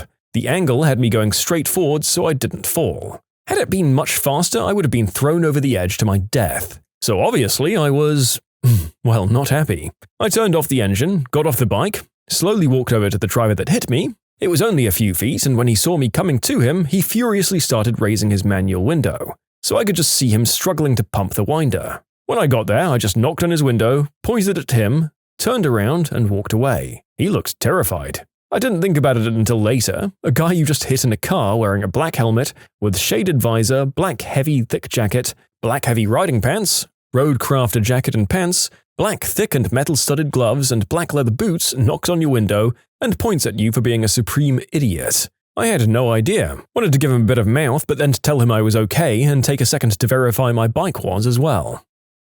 I was eating McDonald's with a few friends and I started choking. The only thing I managed to say in the whole ordeal was, "I'm McChoking." A long time ago, I was walking down a side street in a medium-sized town with my girlfriend. A car was parked ahead, with the front of the car facing us as we approached. I could see 2 kids, maybe in their late teens, and I could instantly tell they were likely going to say something as my girlfriend was rather attractive. As soon as we came up next to them, I heard, "Hey baby, ditch the zero and come hang with the hero." I could feel my blood boil, but I kept my cool and calmly said, "Sorry buddy, I'm not gay, and don't call my girlfriend a zero." The guy's friends started laughing at him, and my girlfriend made a sarcastic crying face, then we both started to laugh. When I was 7, some girls were bullying me at school. I'd just learned the word mutual. One of the bullies said, "We don't like you," and I said, "The feeling's mutual," and walked off. I'm 37 now, and I still remember that.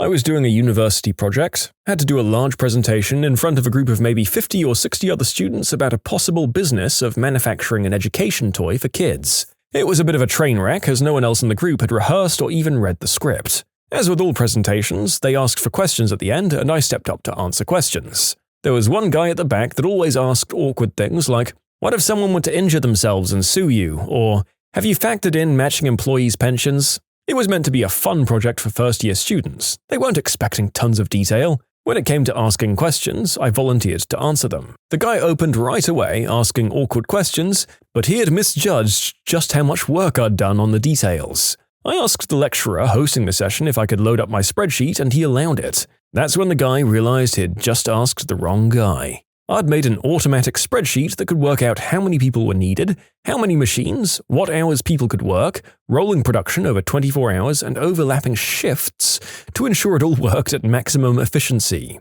Add to that, it worked out costs, complying to the law exactly, including pension contributions, tax amounts, holidays, time off work due to illness, insurance, rent, and more. When it came to asking his group questions, I asked him every single thing he had overlooked legally, like time off for work, pay increases, stuff like that. On the way out, the other groups gave me a smile as it had shut him right up. About 25 years ago, I was in grade 9 and my parents bought me a pair of Air Max. I'm a female, but I'd picked a pair of Air Max that were supposed to be for males because I preferred the color of the shoes. I was super pumped to get those shoes. We didn't have lots of money and it was a pretty extravagant purchase. Anyway, I was at our local shopping center and I ran into a group of guys I went to high school with. They were a real bunch of buttholes that thrived on dumping on other people. One of the guys had on the same pair of shoes as me and said to me, "Do you know you're wearing men's shoes?" To which I quickly replied, "Then why the frick are you wearing them?" The other guys peed themselves laughing and it still stands out in my mind after all these years. When you subscribe, make sure to hit the bell to turn on notifications. Put the playlist on in the background to finish listening to all the stories, or if you want some vibey music to put on in the background, check out easymode. If you like Am I the Genius, give Am I the Jerk a shot. Everything linked in the description.